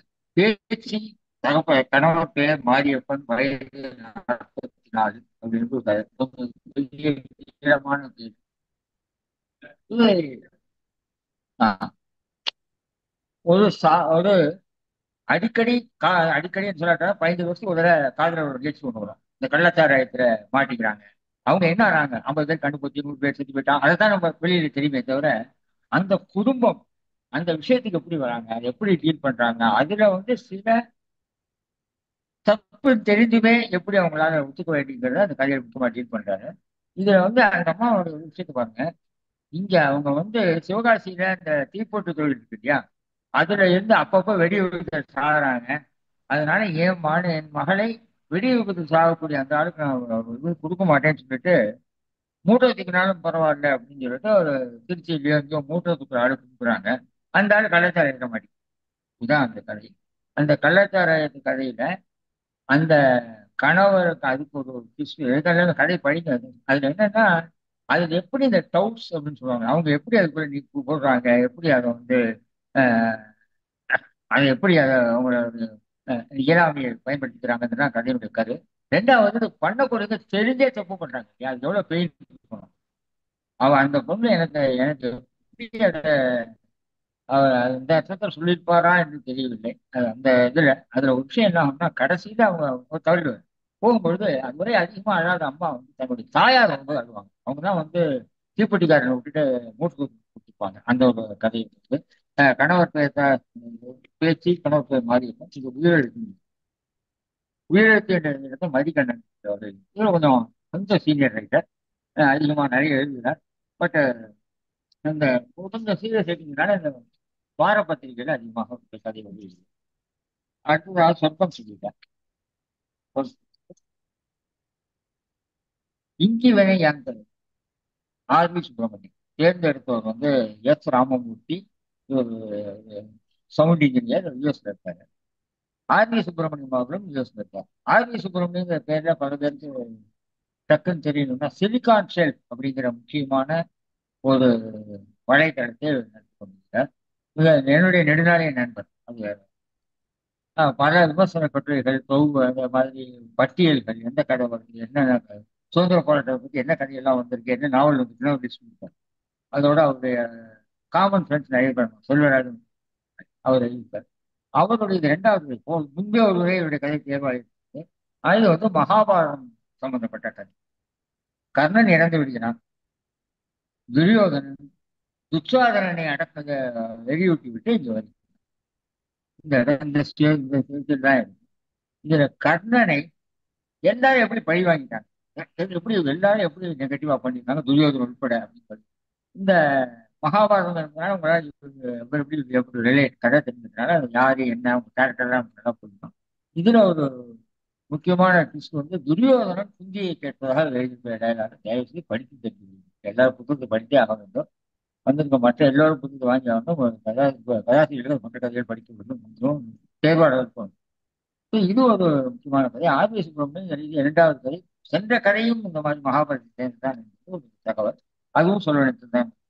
இது ஒரு ஆர்வியோட பார்வை கொஞ்சம் வித்தியாசமா இருக்கும். கொஞ்சம் சொல்லாடலும் வித்தியாசம். ஆனா விமர்சனம்னா அவர்கிட்ட போனா ஒரு கடுமையான விமர்சனம்.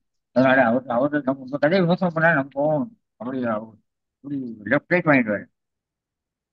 ஓலக்காடு பெரியப்பாவில் எழுத்து ஓதிடம். சார் என்ன ஸ்தலங்கள் எடுக்கிறாங்க சார். என்ன சும்மா ஒரு பெரியப்பா கிட்ட போய் கொஞ்ச நாள் தங்குறாரு. அவங்க வந்து அந்த ஃபேக்டரி பேக்ரவுண்ட் காலையில 6 மணிக்கு போகணும்.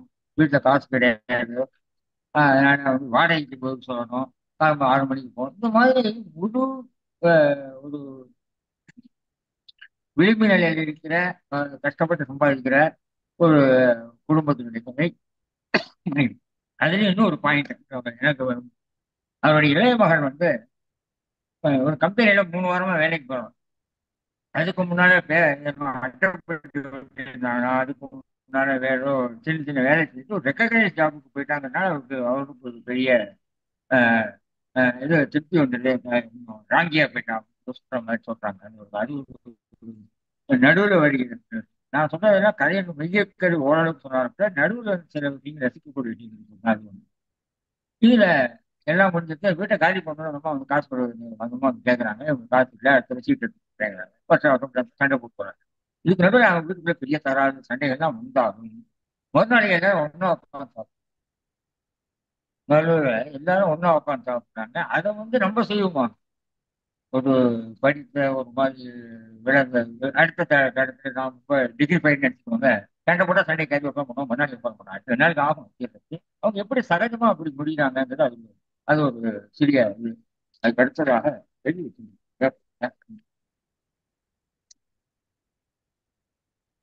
இளவட்ட நண்பர் சாய் கோவிந்தன் அவர்கள் கேட்டு இதுல அந்த உங்களுக்கு இன்னொரு ரெக்கமெண்டேஷன். அந்த கதையை பற்றி சாய் கோவிந்தன் இந்த கதையை பற்றி எழுதிட்டு புரிகம் எழுத நீ கட்டாயம் படிக்கணும். அதை அப்படியே நான் கேன்வாஸ் படிக்கணும். அவர் எடுத்து போடுறாரு. என்னென்ன வார்த்தை ஆடல் இருப்பார். என்ன பிரமாதமான ஒரு சுச்சுவேஷன் நல்ல வார்த்தைகள் போடுறாரு. அது ரொம்ப சிம்பிளா என்ன ஒரு தலைமனோ கிராமத்து கதையிறாரு. அங்க ஒரு கல் ஒண்ணு இருக்கு. அந்த கல்லை வந்து 1000 சினிமா தூக்கி பண்ண வேண்டியது அந்த வேலை, வெயிட் லிஃப்டிங் மாதிரி. அப்ப அங்க ஒரு பெண் ஒருத்தி வருகிறாள். அவளை வந்து இவங்க நம்ம கிண்டல் பண்ணாங்க, ஆகும். அதுல என்ன ஆகுதுன்னா, அந்த பொண்ணு அந்த கல்லை தூக்கிடும். இந்த பொண்ணு அந்த அதாவது இந்த கதையை அவர் எழுதுகிற செக்ஷன் கிரிட்டிக் அவர் சொல்கிறாரு, இது மறக்கப்பட்ட விளையாட்டு மட்டுமல்ல, மறைக்கப்பட்ட விளையாட்டு அப்படிங்கிற. அது கொஞ்சம் யோசிக்க தோணுகின்ற ஒரு வழியாக எனக்கு புரியுது. இது இது ஒரு சுச்சுவேஷன், ஒரு சின்ன சமாதானம். அது கதை எழுத நேரம் பண்ணி நான் சொல்றதா இன்ட்ரோடக்ஷன் தான் இதாயிடுச்சு. இன்னும் நான் கதை கொடுத்துட்டேன். கடைசி ஒரு கதை சாயங்காடி பேச்சு சொல்லணும். இது அசல். இப்போ நீங்க மெட்ராஸ்ல எந்த பக்கம் ஏதாவது தண்டித்துறை மார்க்கெட் போனீங்கன்னாலும் சரி, இந்த பக்கம் ஏதாவது ஆர்காட் இருந்தீங்கன்னாலும் சரி, வாங்கம்மா வாங்க, வாங்கம்மா வாங்க தான் உங்களுக்காக வரும். இப்போ வந்து அந்த ரெக்கார்டட் வருது இல்லையா, அந்த அதை அதை அந்த பின்னணியை ஒரு சாதாரண சின்ன குழந்தைகளுக்கு பொம்மை இருக்கிறது, இந்த வெடியாரம், சின்ன சின்ன பொம்மைகள் இருக்கிறவர்கள் எப்படி பாதிக்கப்படுகிறார்கள், எப்படி அவர்கள் வந்து என்ன கஷ்டப்படுகிறார்கள் என்பதை சொல்வதோடு அவங்க எப்படி போறாங்க, எப்படி எந்த மாதிரி உலகமயம் வணிகமயமாக எப்படி அவங்கள தாக்குகிறது என்று அந்த கதையில வரும். அதுல வந்து இவங்க எல்லாம் பண்ணிட்டு போது ஒரு பெரிய கடை திறந்துறாங்க. அந்த எங்கெல்லாம் போய் விற்கிறாங்களோ அது என்னடான்னா, எல்லா பொருட்களையும் பெரிய ஒரு 4-5 மாடி கட்டிடத்துல இந்த குழந்தை பொம்மையில விற்கிறாங்க. இப்ப இவங்க வியாபாரம் என்ன இருக்குதுன்னா பிரச்சனை. அந்த பிரச்சனையை தான் சொன்னா, அது எப்படி வருத்தப்படுகிறார்கள், அது வந்து முன்னேற்றம் என்று சொல்றதா பின்னேற்றம் என்று சொல்றதா, ஒருத்தருக்கு வாழ்வாதாரம் போகுதா என்பதை பார்க்கலாம். அந்த அவருடைய பெயின் அப்படின்னு சொன்னாங்க, அவங்களுடைய அந்த வலி வலியை நம்மால் அந்த கதையை உணர முடிகிறது. இன்னும் ஒரு திடா முடிச்சுட்டு நினைக்கும் பாவம் பண்ணிட்டு போச்சு. இறுதியாக கடந்த மாதம் தேர்ந்தெடுத்த கதை காலியாகுது. காலியாகுதல் என்கிற கதையை தேர்ந்தெடுத்தவர் திரு எஸ்ஆர்சி எஸ் ராமச்சந்திரன் அவர்கள் சொல்லியிருக்காரு. இந்த கதை எழுதியவர் வந்து எல்லோராலும் அறியப்பட்ட மிகச்சிறந்த எல்லோரும் அறியப்பட்ட திரு வண்ணதாசன் அவருடைய கதை வந்து அது தேர்வாகியிருக்கிறது. இதுவரையில் இவ்வளவு பெரிய ஆளுமை கதை இதுவரை போய் தேர்ந்தெடுக்கப்படவில்லை என்பது உண்மை. ஆனால் இது தேர்ந்தெடுக்க அப்படி என்றாலும் இன்னும் 10 வருஷம் கழிச்சு இந்த ஆளுமையோட கதைக்கு வந்திருக்கு வரக்கூடிய அளவுக்கு எழுதக்கூடியவர்களாக இருக்கிறார்கள் கதை எழுதுவார்கள் என்று எனக்கு தோணும். இவங்க அதுக்கப்புறம் இதுல வரவங்க வந்து அவர் எழுதின கதை வந்து நீங்க அந்த 50 ஆண்டு கால இலக்கிய சிந்தனை புத்தகங்களை பார்த்தீங்கன்னா அதுல சில பேர் எல்லாம் இருக்கும் பார்த்து தலைப்புகள் எல்லாம். அவங்க எல்லாம் அந்த காலத்துல பெரிய எழுத்தாளர்களா என்பதை விட இந்த காலத்துல அதிகமாக பேசப்படுகிற எழுத்தாளர்கள் நன்கு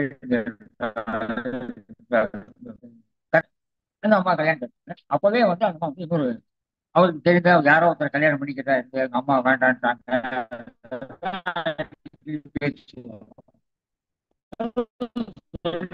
இருக்காங்க. அவங்க ரெண்டு சந்தோஷமா இருந்தாங்க. ஒரு நாளைக்கு கிளம்பி ஊருக்கு போனவங்க திரும்பி வர இந்த கதையில கடைசியில அந்த அம்மா ஒரு குழந்தைங்க இருக்கிறது, அது இருக்கும் 2ஆம் மனம் புரிஞ்சுக்கிட்டா இவருக்கும் குழந்தை இருக்கு, அது ஒரு இடைஞ்சலா போயிட்டு இருக்கும். இந்த ஒரு பெரிய சோகம் இல்லையா, ஒரு பெரிய சோகம், பெரிய பெயின் இது இருந்துகிட்டே இருக்கு.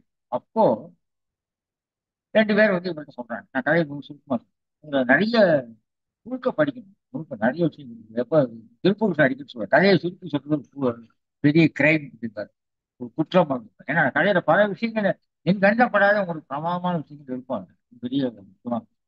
அதுல வந்து அவங்க வரும்போது அவர் இறந்து விட்டாரு தகவல் தெரிந்து விடுகிறது. அவருக்கு முன்னாடியே தெரியும். அந்த ஆசான்கள் தான் சரியாயிட்டு போய் ஒரு பார்த்து கொடுத்துருயா, அம்மா போயிட்டாங்க, நேரம் ஆகும் போடுறது பையன் வரும், நீ போயிட்டு வாங்குற மாதிரி சொல்லிட்டு இருக்காரு. இவர் வந்து பதிலே சொல்றாங்க. அவர் போகிறார்களா இல்லையா என்பதுதான்.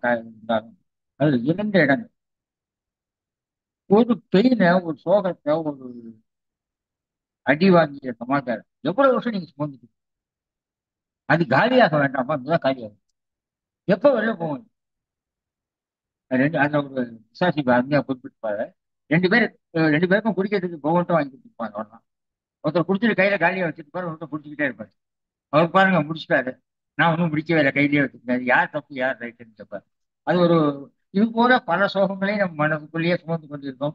சரி போ என்று விட்டுவிட்டு அடுத்த கட்டத்துக்கு போயிடும். இதுல வந்து அந்த இறந்து போன அந்த இறந்து போன மனைவி, முதல் மனைவி போன பிறகு 2வது கல்யாணம் செய்திருக்காரு. அந்த மனைவி இந்த சிக்கலான ஒரு சுச்சுவேஷன் ஒரே வார்த்தையில முடிவு செய்திருந்தார். ஒரே ஒரு ஒரு சின்ன டைலாக்ல போடுறா வேண்டாமா என்ற சிக்கல் எல்லாத்தையும் அந்த அந்த அதுக்கு நடராசனுடைய மனைவி தீர்த்து வைக்கிறார் என்பது அந்த கதை.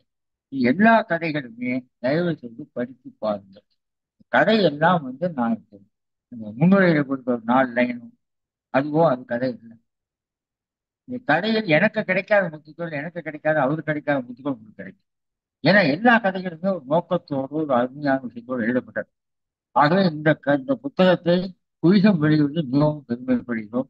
மிக அருமையான ஒரு புத்தகம்.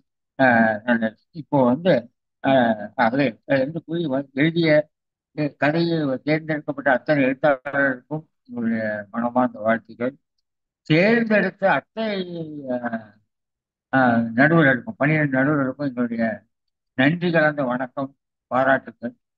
மற்றும் இந்த கதைகளை படிக்க போகிற உங்கள் எல்லோருக்கும் வாழ்த்துக்கள். படிச்சா அப்புறம் இந்த புத்தகத்தை நண்பர்களுக்கும் சொல்லணும் பண்ணாது.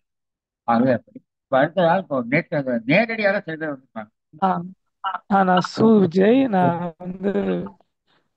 பாவ மன்னிப்புங்கிற கதையை ஏப்ரல் மாதம் நடுகள் இதழில் வெளியிட்டிருந்தேன். ஸோ முதல்ல என்னோட கதை தேர்ந்தெடுக்கப்பட்டிருக்குதுன்னு எனக்கு சொன்னப்போ எனக்கு ரொம்ப மகிழ்ச்சியாக இருந்தது.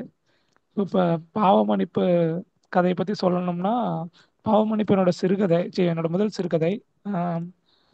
பாவ மன்னிப்பு எப்படி உருவாச்சுன்னா, நான் கொஞ்ச நாள் ஏதாவது வாசிப்பு தொடங்கி ஒரு சில மாதங்களை கழிச்சதுக்கு அப்புறமேட்டு வாசிப்பு எனக்குள்ள ஏற்படுத்தின தாக்கத்தினால ஒரு தாக்கத்தோட விளைவு தான் பாவ மன்னிப்புங்கிற கதை. கிட்டத்தட்ட ஒரு மாத காலம் நான் அந்த கதாபாத்திரங்கள் என்ன யோசிப்பாங்க அப்படிங்கிற மாதிரி நினைச்சு எழுதின கதை தான் பாவ மன்னிப்பு. அது இவ்வளவு நல்ல வரவேற்பு பெறுங்கிறது நான் எதிர்பார்க்கல. ரொம்ப மகிழ்ச்சியா இருக்கு. எனக்கு மேலும் எழுதணுங்கிற ஆர்வத்தையும் இலக்கியத்து மேல ஒரு பிடிமானத்தையும் ஏற்படுத்தி இருக்கு. தொடர்ந்து எழுதணும்னு தோணுது. இந்த இந்த இந்த மாதிரியான இளம் எழுத்தாளர்களை தொடர்ந்து ஊக்குவிச்சுட்டு வர குவிகம் இயக்கத்துக்கு என்னோட நன்றியும் அன்பும். எனக்கு இப்படி ஒரு இயக்கம் இயங்கி வருதுங்கிறதே எனக்கு இந்த சம்பவத்தின் மூலமா தான் எனக்கு குவிகம் அறிமுகமாச்சு.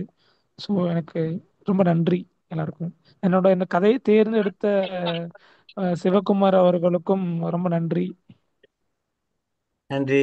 நன்றி Vijay sir. Gangadharan sir, GS என்கிற பேர்ல இருக்கிற நீங்க அன்மியூட் பண்ணுங்க சார். மியூட்ல இருக்கீங்க.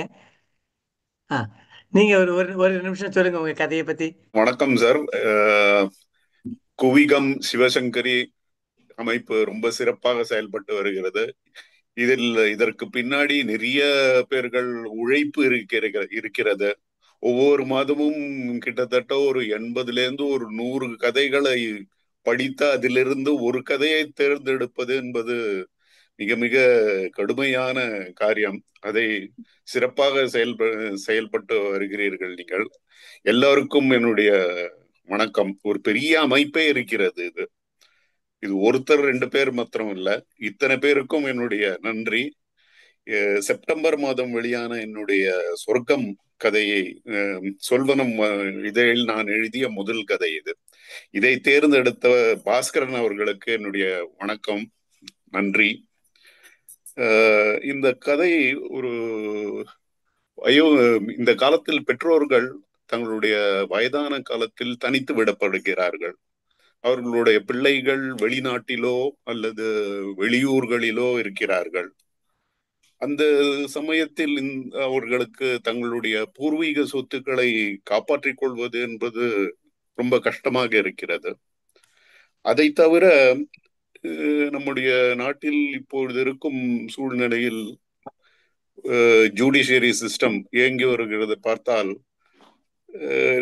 ஒரு தனி மனிதன் நீதிமன்றத்தை நாடினால் நியாயம் கிடைக்க குறைந்தது 5லிருந்து 10 வருடங்கள் போராட வேண்டிய சூழ்நிலை. இந்த சூழ்நிலையை பயன்படுத்தி கொண்டு ஒரு லேண்ட் மாஃபியா வயோதிகர்களை குறிவைத்து செயல்படுகிறது. இதை பின்னணியாக வைத்து இந்த கதையை எழுதியிருந்தேன். அதை அந்த குடியிருப்பில் வசிக்கும் ஒரு வயோதிகர் பார்வையில் இருந்து இந்த கதையை சொல்லியிருந்தேன். கடைசியில் அந்த நியாயத்துக்காக போராடும் அந்த தனி மனிதர் வயோதிகர் அவரே அந்த வீட்டை விட்டு வெளியேற்றப்படுகிறார். இப்படி அந்த கதையை முடித்திருந்தேன். நன்றி சார். ஸோ இது நன்றி. ஒரு இன்றைய காலகட்டத்தில் பிராக்டிக்கல் சிச்சுவேஷன் என்ன என்பதை நான் சொல்லியிருந்தேன். ஸோ இந்த கதை இதை தேர்ந்தெடுத்த அனைவருக்கும் என்னுடைய நன்றி. வணக்கம். இவருடைய கலைகளை வெளியிட பரிசு எங்களுக்கு மே மாத கிடையாது.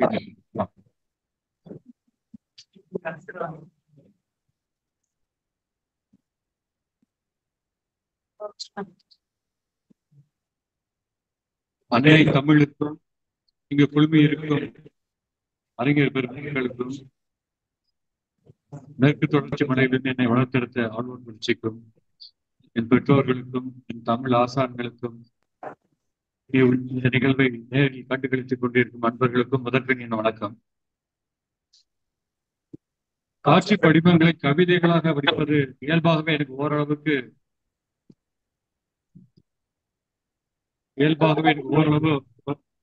வருகிறது. ஆனால் சிறுகதை எழுத முயற்சித்து பார்க்கையில் அது எனக்கு மிகவும் சிரமமாக இருந்தது. பல முறை நான் கைவிட்டு பின்னர் மறுபடியும் தொடர்ந்து எழுத முயற்சித்தேன். சிறுகதை எழுதுவது முற்றிலும் ஒரு வேறுபட்ட ஒரு தளம். தொடர்ச்சியாக நம் கண்ட காட்சிகளையோ நம் கற்பனைகளையோ நம் கருத்துக்களையோ தொய்வின்றி படிப்பவர்களின் ஆர்வம் குறையாது கொண்டு செல்வது என்பது மிகவும் கடினமாக இருந்தது. என் சிறுவயதில் நான் வாழ்ந்த ஆழ்வார்குறிச்சி கிராமத்தில் நடந்த சில நிகழ்வுகளை அடிப்படையாக கொண்டு என் முதல் சிறுகதையை பரிசு என்ற தலைப்பில் என் தாயார் சந்தா அவர்களின் பெயரில் எழுதி கலைமகள் இதழுக்கு நான் அனுப்பியிருந்தேன். மே மாதம் கலைமகள் இதழில் அதை பிரசுரித்திருந்தார்கள். மற்ற மகிழ்ச்சி அடைந்தேன். பின்னர் பூமிகம் இதழில் மே மாத சிறப்பு சிறுகதையாக திரு முத்துக்குமார் அவர்கள் பரிசு சிறுகதையை தேர்ந்தெடுத்திருந்தார்கள். அவருக்கு என்னுடைய நன்றிகள். மேலும் பூமிகம் செய்தோரும் இந்த அளப்பரிய பணிக்கு என்னுடைய பாராட்டுகளும் நன்றிகளும் வாழ்த்துகளும். 2 வாரத்திற்கு முன்பு நான் ஆழ்வார்குறிச்சி சென்றிருந்தேன். அப்போது இந்த கதை பூமிகத்தில் தேர்ந்தெடுக்கப்பட்டது பற்றி என்னுடைய நண்பர்களிடம் கலவராவை கொண்டிருந்தேன். அப்போது ஒருவர் கூறினார், அந்த கதையில் அந்த கதை கிட்டத்தட்ட 1970களில் நடந்த அந்த காலம். அந்த காலத்தில் வயல்களில் வேலை பார்ப்பவர்கள் எல்லாம் வேட்டியும் துண்டும் மட்டும் அணிந்து செல்வார்கள். வெளியூர் செல்லும் போது மட்டும் சட்டை அணிந்து செல்வார்கள். அதை அந்த கதையில் நான் குறிப்பிட்டிருந்தேன். அதை படித்த ஒரு நண்பர் கூறினார், இந்த மாதிரி ஒரு நிகழ்வு நீங்க திருப்பி நினைவுபடுத்தினதுக்கு நன்றின்னு சொல்லிட்டு அவர் ஒரு பெரியவரை பத்தி சொன்னாரு. அவர் இதே மாதிரி வேட்டி துண்டுல தான் ஊருக்குள்ள இருக்கும்போது பேசிட்டு இருப்பாரு. அவர் நல்ல உயரமா இருப்பாரு. எனக்கும் அவர் தெரியும் சின்ன வயசுல. அவர் நல்ல உயரமா இருப்பாரு. வெத்தலை எல்லாம் படிஞ்ச ஒரு பற்கள், அவருக்கு நல்ல ஆஜானுபாவமான ஒரு தேகம். ஆனா எதிர்படுறவர்கள் எல்லாம் நிறுத்தி அவங்க எங்க போறாங்க என்ன பண்றாங்கன்னு கேட்டு அவர் தெளிவடைஞ்ச பிறகுதான் போக விடுவார். அந்த மாதிரி ஒரு இது. அதே மாதிரி எல்லாருக்கும் உதவி பண்றதுலயும் அவரு நல்லா பண்ணுவார் உதவி. இவர் நண்பர் ஒரு நாள் ஆழ்வார்குறிச்சில இருந்து தென்காசிக்கு பேருந்துல ஏறினாரு. அது வரைக்கும் அந்த பெரியவர் வேட்டி சட்டையோட ஓரமா நின்றுட்டு இருந்தவர் பேருந்து கிளம்பும் போது வேகமா அதுல ஏறிட்டு பின்ன இருக்கையில ஏற்கனவே நிரம்பி இருந்தது. அதை அவங்களெல்லாம் தள்ள சொல்லிட்டு அவங்க பதிலுக்கு காத்தனமா உட்கார்ந்தாரு. பயந்துட்டு ஒரு பையன் எந்திரிச்சு அவருக்கு இடம் கொடுத்தான். அப்புறம் மெதுவா அந்த துண்டை உதனாரு. உள்ள ஒரு சட்டை இருந்தது. அப்புறம் அந்த தலைவலியா மாற்ற சட்டை, அந்த சட்டையை அவர் கஷ்டப்பட்டு மாட்டி கையில எல்லாம் பக்கத்துல இருக்கவங்களை இடிச்சு கிடிச்சு அதை பத்திலாம் கவலையப்படாம மாட்டிட்டு கண்டக்டர் கிட்ட வரும்போது எனக்கு ஒரு தென்காசி அப்படின்னு சொல்லி டிக்கெட் வாங்கியதுன்னா என்னோட நண்பர் அவர் பார்த்தாரு நின்றுட்டு இருக்கத. அந்த நண்பர் பார்த்து, நீ எங்க போறேன்னா தென்காசி. உடனே என்னோட நண்பருக்கு என்னன்னா, நான் ஏன் போறேன் எதுக்கு போறேன்னு கேட்க ஆரம்பிச்சிருவாருன்னு அவரு என்னடா சொல்றதுன்னு ஒரு மாதிரி போயிருக்கேன். இந்த பெரியவர் ஜன்னல் வழியா ரோட்டையே பார்த்துட்டு எந்த கேள்வியுமே கேட்கல. தென்காசி இறங்கி அவர் பாட்டு போயிட்டாரு. அப்புறம் தான் நான் கேட்டேன், ஏன் அவர் அந்த மாதிரி பண்ணாரு, அவரோட இயல்பு அது இல்லையே அப்படின்னு. அவர் ஏன் பண்ணாருன்னு அந்த மௌனத்துக்கு எனக்கு விட தெரியும். அவருக்கு ஒரு பையனும் பொண்ணும், அவர் பையன் ஆர்வசில இருக்கா, அவர் வீட்டுல தான் தங்கியிருக்காரு. ஒரு சொத்து பிரச்சனையில பையனுக்கும் பொண்ணுக்கும் பேச்சுவார்த்தை இல்லாம போயிடுச்சு. பொண்ணு தென்காசியில இருக்கா. சோ அவரை பார்க்க போறாரு. அவர் அப்படியே கூட்டிட்டு சுத்துற மாதிரி டக்குன்னு பஸ் ஏறிட்டு வந்துட்டாரு. சட்டை போட்டுட்டு வந்திருந்தாருன்னா தெரிஞ்சு அவர் மகளை பார்க்க போறது பையனுக்கு தெரிஞ்சிடக்கூடாதுங்கிற ஒரு இதுல அவரு அதை மறைச்சு வச்சுட்டு வந்துட்டாரு. ஆஹ் எனக்கு என்ன கேள்வி கேட்டாருன்னா நான் திருப்பி கேட்டுருவாங்கனால அவர் என்ன கேட்காமலே அவர் பாடம் இறங்கி போயிட்டாரு. அந்த மௌனத்துக்குள்ள இவ்வளவு பின்னால இருக்கு. அதனால ஒரு கசங்க சட்டையில இருந்து 100 வருஷம் இருக்கிறதுக்கான கருவை அந்த பையன் என்னோட நண்பர்கள் சொல்லும்போது எனக்கு கிடைக்குது. அது மாதிரி நம்ம பாக்குற எல்லாத்துலயுமே கூர்ந்து கவனிச்சோம்னா ஏதாவது ஒரு விஷயம் இருக்கு அதுல. அதை எப்படி நம்ம ஒரு நல்ல விதமா அதை ஒரு சிறுகதையாவோ ஒரு ஒரு ஒரு படிக்கிறவங்களுக்கு ஒரு ஆர்வம் தூண்டுற விதமா எழுதுறோங்கிறது தான் முக்கியம் அதுல. அதே மாதிரி எழுத்துக்கள்ல தான் என்ன இலைப்பாற்றி கொண்டிருக்கின்றன. எழுத்து நான் எழுதியும் சரி வாசித்தும் சரி இலைப்பாரி கொண்டிருக்கிறேன். நம்ம எல்லாருமே நிறைய எழுதுவோம், நிறைய வாசிப்போம். குவிகத்தோட இந்த முயற்சி தொடர்ந்து நடைபெறணும். இந்த குவிகம் சிறுகதை போட்டிக்கு பின்புலத்துல இருந்து முழு ஆதரவு கொடுத்து வரும் சிவசங்கரி அம்மா அவர்களுக்கு என்னுடைய நெஞ்சார்ந்த நன்றிகள். நாம் எல்லாம் தொடர்ந்து பயணிப்போம். இந்த பயணத்துல வாய்ப்பு கொடுத்ததற்கு மிக்க நன்றி. நன்றி, வணக்கம்.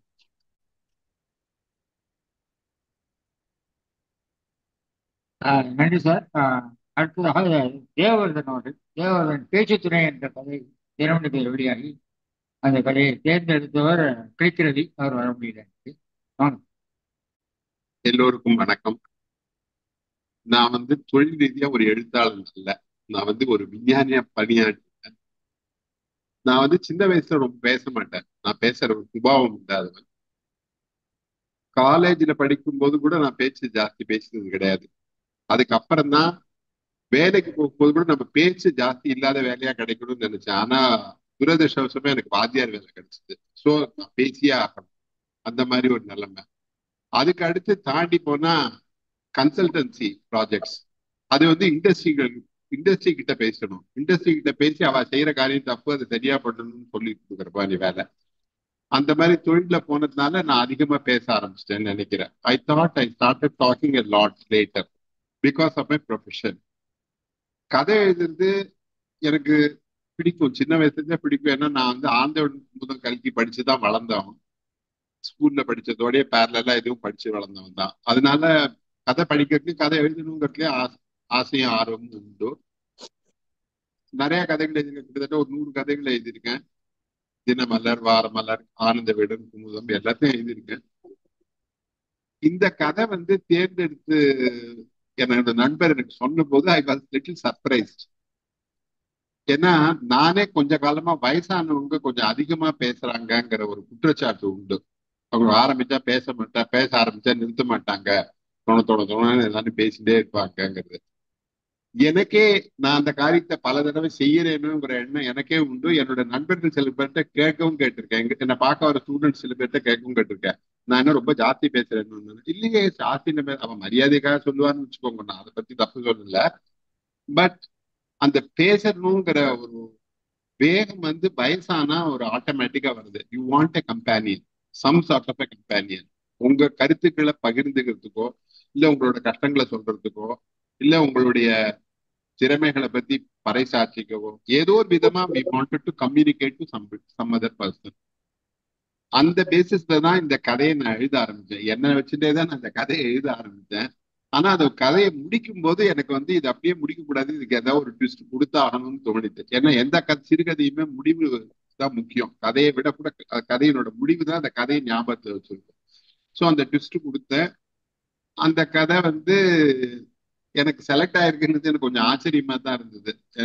I didn't expect. ஏன்னா எத்தனையோ கதை வந்திருக்கு, படிச்சிருக்காங்க, தனிப்பட்ட முறையில கடிதம் எழுதியிருப்பாங்க, அதெல்லாம் நான் பார்த்திருக்கேன். அதுக்கு பதில் நான் போட்டிருக்கேன்.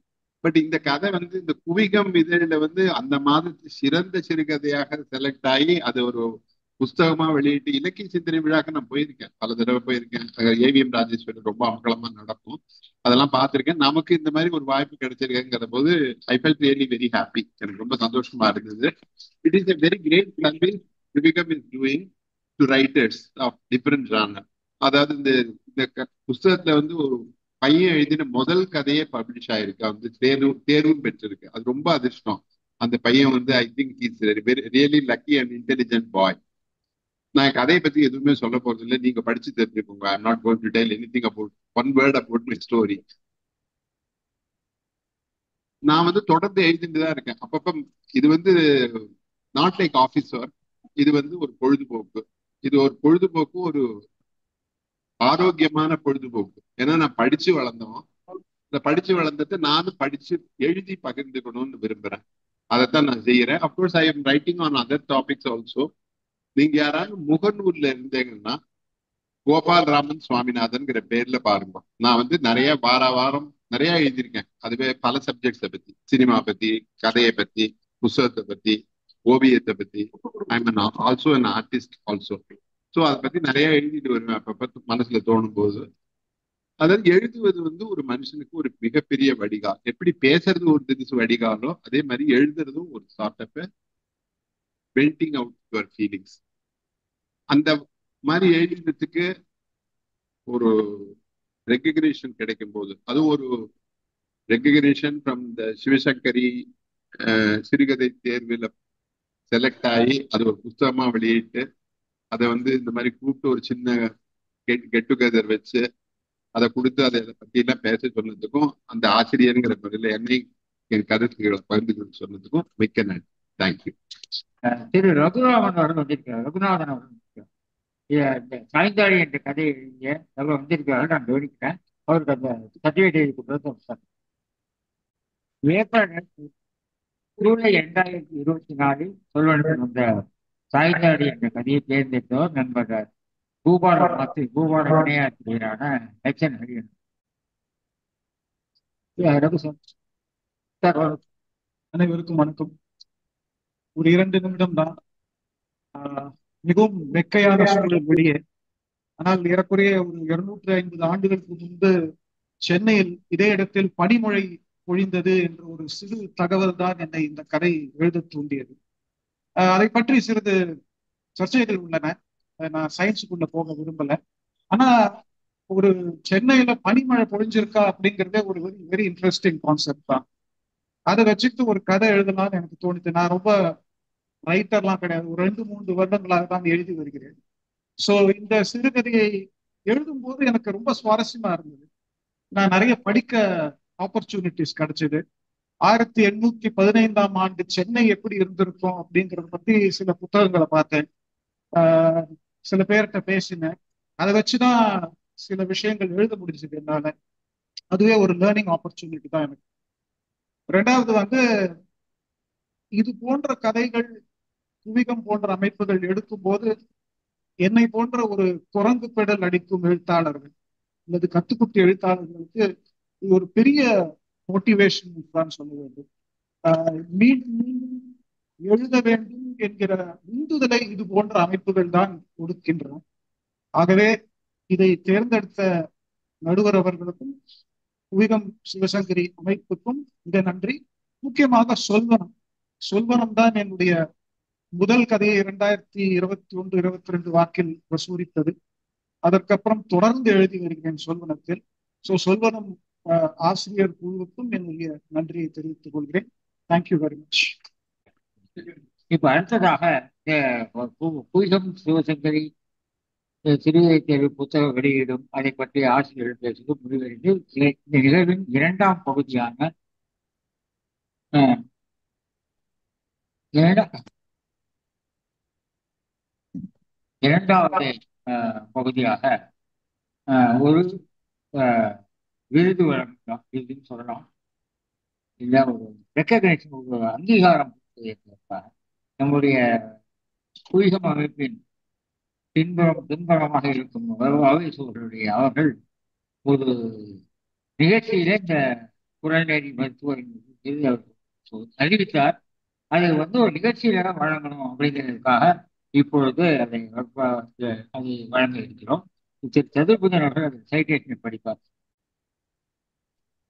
குவிகம் இலக்கிய அமைப்பு திருக்குறள் சார்ந்த கட்டுரைகள், கவிதைகள் ஆகிய படைப்புகளை அளித்தல், கருத்தரங்கம் அமைத்தல், மருத்துவத்துறைக்கு வழிகாட்டும் குறள் பாக்களை தொகுத்து வெளியிடல் என பல வழிகளில் குறள் நெறிகளை பரப்பிக்கொண்டு மருத்துவ சேவையை குறள் நெறி பிறழாமல் செய்து வரும் மருத்துவர் டாக்டர் முருகு சுந்தரம் அவர்களுக்கு குறள் நெறி மருத்துவர் எனும் விருதினை பேராசிரியர் முனைவர் வ.வே.சு. மேனாள் முதல்வர் விவேகானந்தா கல்லூரி சென்னை வழங்குவதில் புவிகம் இலக்கிய அமைப்பு பெருமகிழ்ச்சி அடைகின்றது.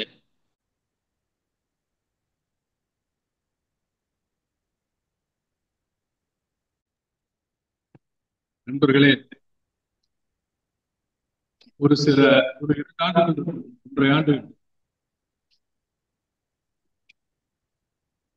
1.5 ஆண்டுகளுக்கு முன்னே ஒரு திருக்குறள் கருத்தரங்கம் மருத்துவர் திரு முருகு சுந்தரம் அவர்கள் அதை ஏற்பாடு செய்தார். அந்த கருத்தரங்கத்திலே நான் பெற்ற உணர்ச்சி இஸ் வெரி ரேர்.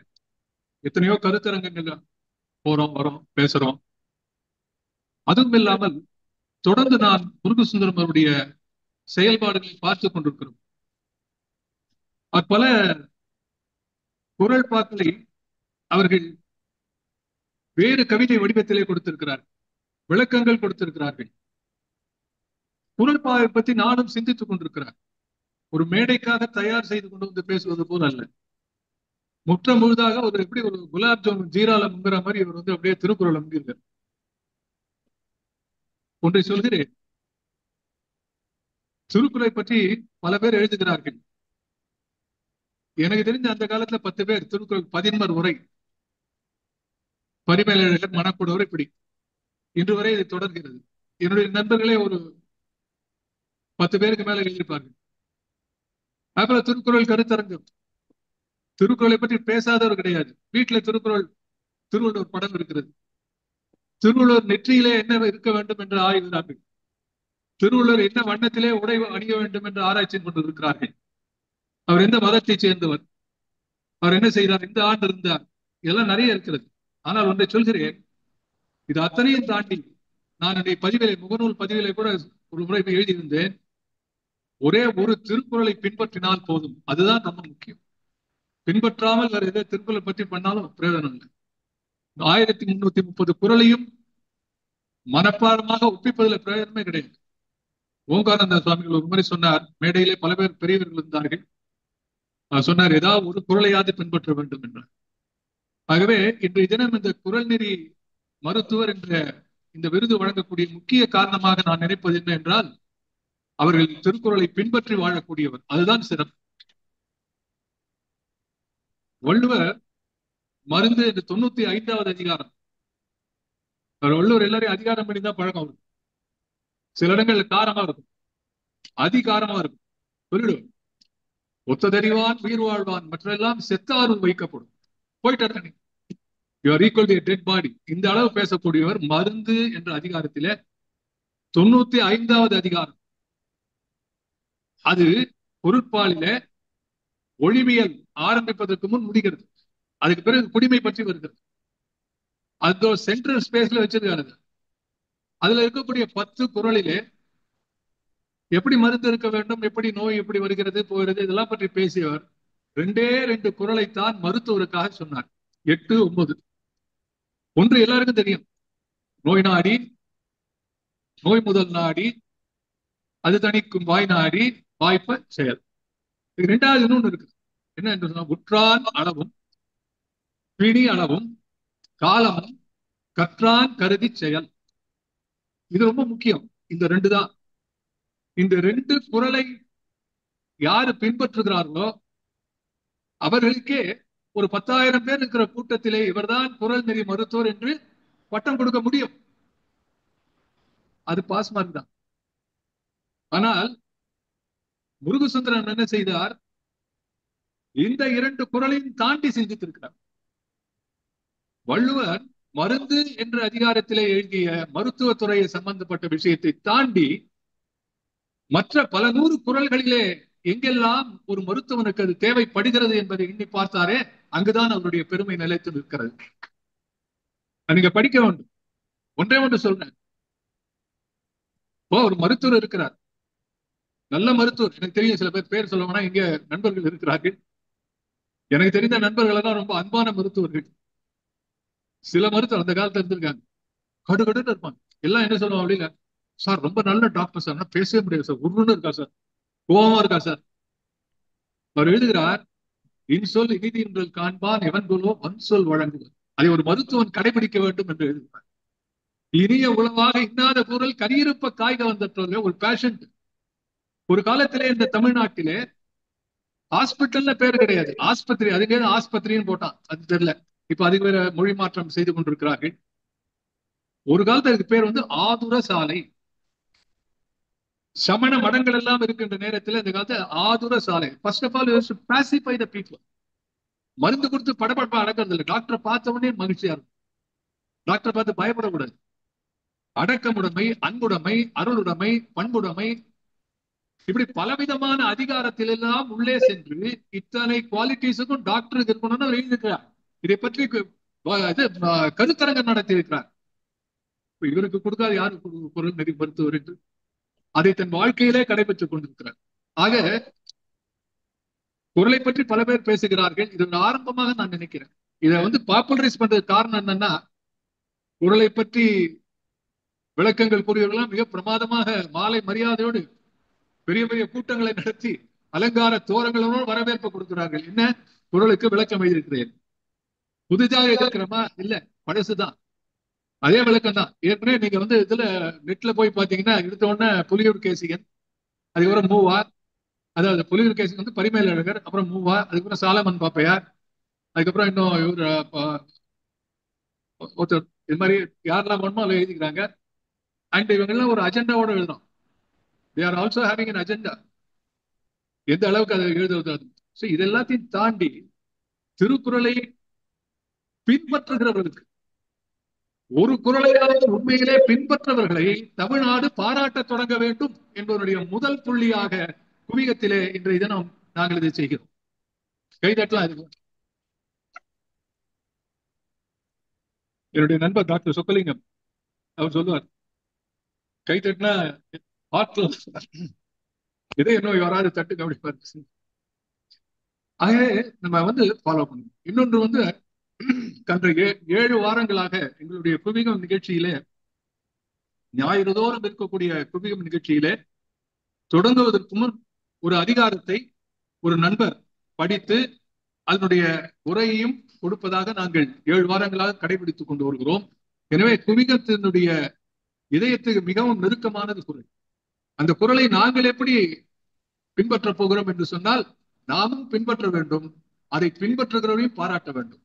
அவருக்கு மிகப்பெரிய பின்னணி இருக்கிறது. அவருடைய துணைவியார் ஒரு மிகப்பெரிய தமிழ் பேராசிரியருடைய முதல்வியார் நன்முல்லை.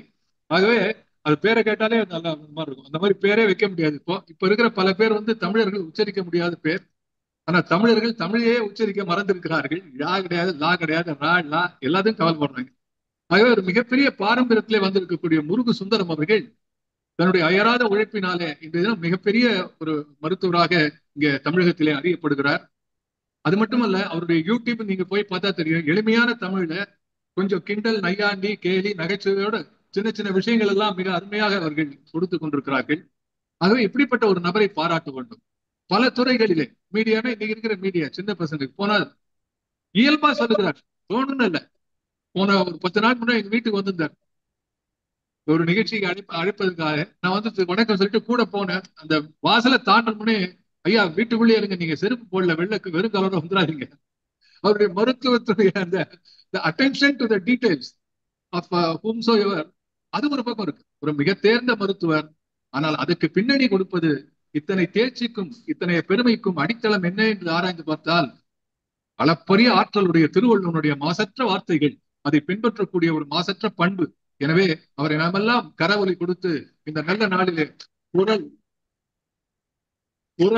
நான் சொல்லி முடிச்ச உடனே கை செஞ்சீங்க. குரல் நெறி மருத்துவர் டாக்டர் முருகு சுந்தரம் அவர்களை வாழ்த்தி இந்த தினம் போற்றுகிறோம். வாழ்க வாழ்க வாழ்க.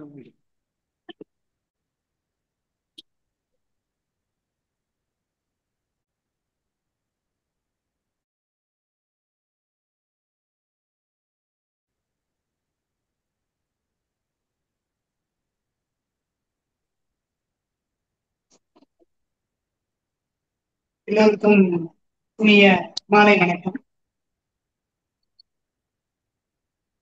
நான் பெற்ற விருதுகளிலேயே மிகப்பெரிய விருதாக இந்த விருதை கருதுகிறேன். இவ்வளவு பெரிய இலக்கிய ஆளுமைகளின் மத்தியில் இந்த அங்கீகாரம் எனக்கு அளிக்கப்பட்டிருப்பது எனக்கு மிகுந்த பெருமையும் மிகுந்த பொறுப்புணர்வையும் அளிக்கிறது. நான் குரல் நெறிப்படி வாழ்ந்தேனோ என்பதை விட இனிமேலாவது குரல் நெறிப்படி வாழ வேண்டும் என்ற பொறுப்புணர்ச்சி எனக்கு அதிகமாக இருக்கிறது. இந்த இவ்வளவு பெரிய இலக்கிய ஆளுமைகள் மத்தியில் என்னை அறிமுகப்படுத்திய என்னுடைய எழுத்துலக ஆசான் டாக்டர் ஜே பாஸ்கரன் அவர்களுக்கும் அட்டகாச சிறைக்கு சொந்தக்காரரான அருமை நண்பர் ஆர்கே அவர்களுக்கும் இலக்கிய இணையர்கள் என்று போற்றப்படும் புதிகம் சுந்தரராஜன், புதிகம் கிருபானந்தம் அவர்களுக்கும் என்னுடைய மனமார்ந்த நன்றிகள். ஒரு விஷயத்தில் இணைந்து பல வருடங்கள் இணைந்திருப்பது ஒரு பெரிய ஆச்சரியமான விஷயம். இல்லற வாழ்க்கையில இணைந்திருப்பதே பெரிய கஷ்டமா இருப்பதுதான். ஒரு இலக்கிய அமைப்புல இணைந்து இருவரும் பணியாற்றுவது, பயணிப்பது, அதுவும் ஒருத்தர் தொலைதூரத்துல இருக்காரு, ஒருத்தர் இங்க இருக்காரு. ஒரு லாங் டிஸ்டன்ஸ் ரிலேஷன்ஷிப்னு சொல்றாங்க ரொமான்ஸ்ல, அந்த மாதிரி அவங்களுக்கு ஒரு இலக்கிய ரொமான்ஸ், ஒரு இலக்கிய காதல், அதை பார்த்து நான் ரொம்ப ஆச்சரியப்படுறேன். ஸோ இது இங்கு இந்த மாதிரி நான் இருக்கக்கூடிய வாய்ப்பை வழங்கிய வள்ளுவ பேராசானுக்கும், என் அன்னைக்கும், என்னுடைய குருநாதர் பேராசிரியர் பேட்ரிக் எஸ்பிரேன் அவர்களுக்கும், என் மனைவி நன்முனைக்கும் என்னுடைய மனமார்ந்த நன்றிகளை தெரிவித்து என் சிறிய உரையை ஆரம்பிக்கிறேன். வாவேசு அவர்கள் நான் பார்த்து ஆச்சரியப்பட்ட ஒரு மிகப்பெரிய ஆளுநர். சின்ன வயசுல இருந்தே அவருடைய உரைகள்லாம் நான் ரேடியோல டிவிலாம் கேட்டிருக்கேன். அப்பதான் தமிழ் இவ்வளவு அழகா பேச முடியும், இவ்வளவு அழகா உச்சரிக்க முடியும் அப்படிங்கிற ஒரு எண்ணம் எனக்கு உருவானது காரணமே வாவேசு ஐயா தான். அவருடைய பல உரைகளை நான் கேட்டிருக்கேன். அப்ப அவரு யாரு, ஆனா அவருடைய பக்கத்துல நான் அமருவேன், அவருக்கு ஏழ விருது வாங்குவேன்லாம் நான் கனவே நினைச்சு பார்த்தது இல்லை. அந்த மாதிரி நிகழ்வுகள் எல்லாம் இப்ப நடக்குது அப்படிங்கிறது என்னுடைய பெரிய பாக்கியம் தான். நான் கொரோனா சமயத்துலதான் இதை எழுத முடிஞ்சது. அப்போ எனக்கு வேற வேலை ஒண்ணுமே இல்லை. நான் 24 நேரமும் இந்த மருத்துவ பணியிலே இருக்கிறவங்க. காலையில 11 மணி, சாயந்தரம் 5 மணினா எப்படி இருக்குன்னு எனக்கு தெரியாது. அதுல 8 மணிக்கு கிளினிக் போனேன்னா 7-8 மணி வரைக்கும் அந்த மருத்துவமனை, நோயர்கள், இதே சூழல் தான். இந்த கொரோனா விடுமுறை வந்த போதுதான் எனக்கு மிகப்பெரிய ஒரு விழியே திறந்ததுன்னு சொல்லலாம். இலக்கிய ஆர்வம் நிறைய இருக்கு, ஆனா இலக்கியம் படிக்கிறதுக்கான நேரம் எனக்கு இல்லை. அப்போ வீட்டுல என்ன படிக்கலாம்னு பார்க்கும்போது திருக்குறள் தான் எல்லா வீட்லயும் இருக்கும். ஐயா சொன்ன மாதிரி திருக்குறள் படம் இருக்கும், திருக்குறள் புத்தகம் இருக்கும்.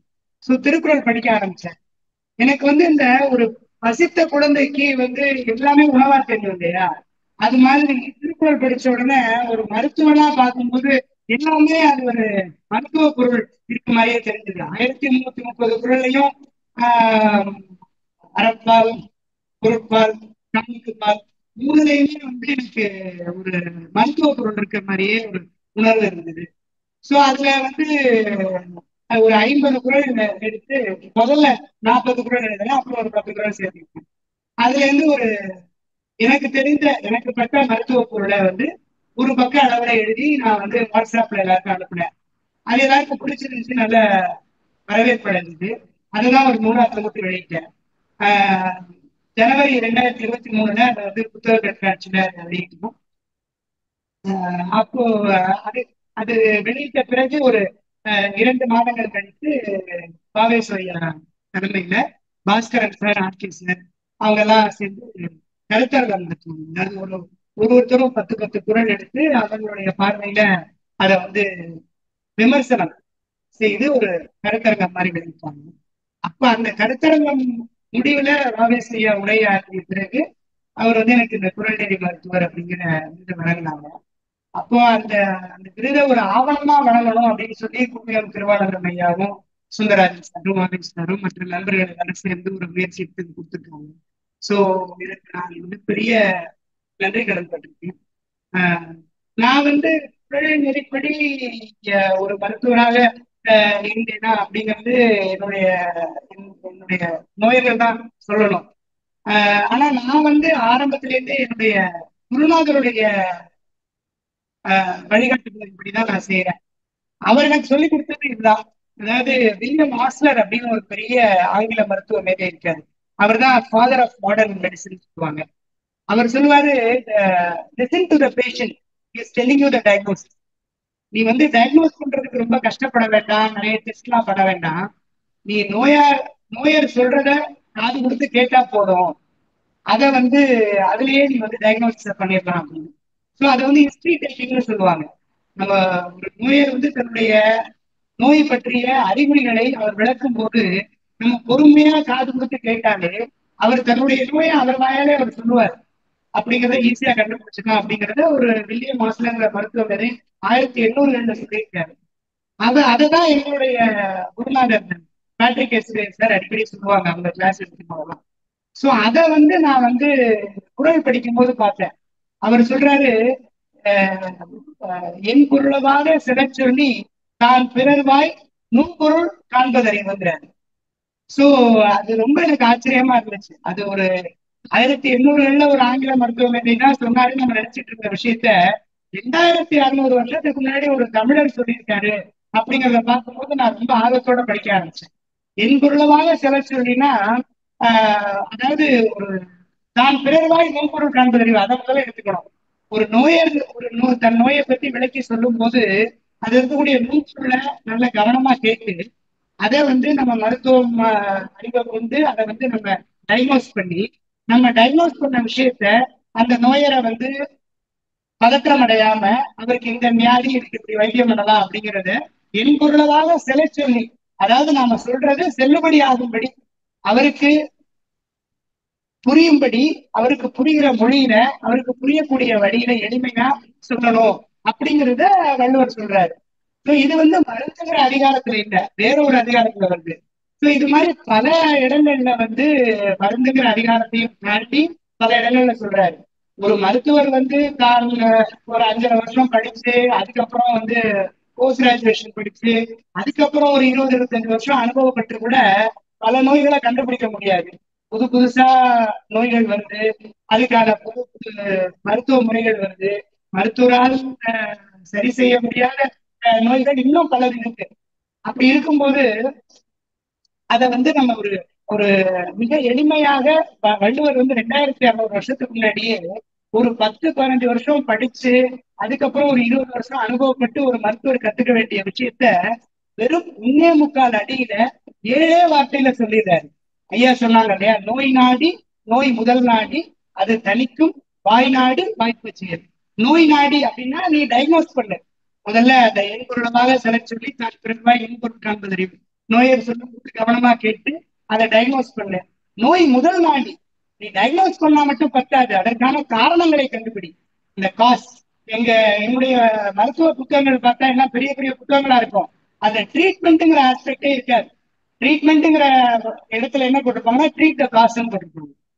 இதுக்கு இந்த மருந்து எல்லாம் போட்டிருக்கவே மாட்டாங்க. ட்ரீட் த காஸ்ன்னு தான் இருக்கும். ஸோ அப்போ ஒரு மருத்துவருடைய முக்கியமான கடமை என்னன்னா டயக்னோஸ் பண்ணணும், அதற்கான காரணத்தை கண்டுபிடிக்கணும். So find out the cause, நோய் முதல் நாடி அது தணிக்கும் வாய் நாடி. அது கூட நோயை தணிக்கும்னு சொல்லல, நோய் நாடி நோய் முதல் நாடிக்கு அப்புறம் தான் அது தணிக்கும்ங்கிறாரு. அப்ப காரணத்தை தணிக்கக்கூடிய வாய் தான் நாட சொல்றாரு. சோ நோயை தணிக்கிறதுங்கிறது நம்ம கையில இல்ல, இறைவன் கையில இருக்கு.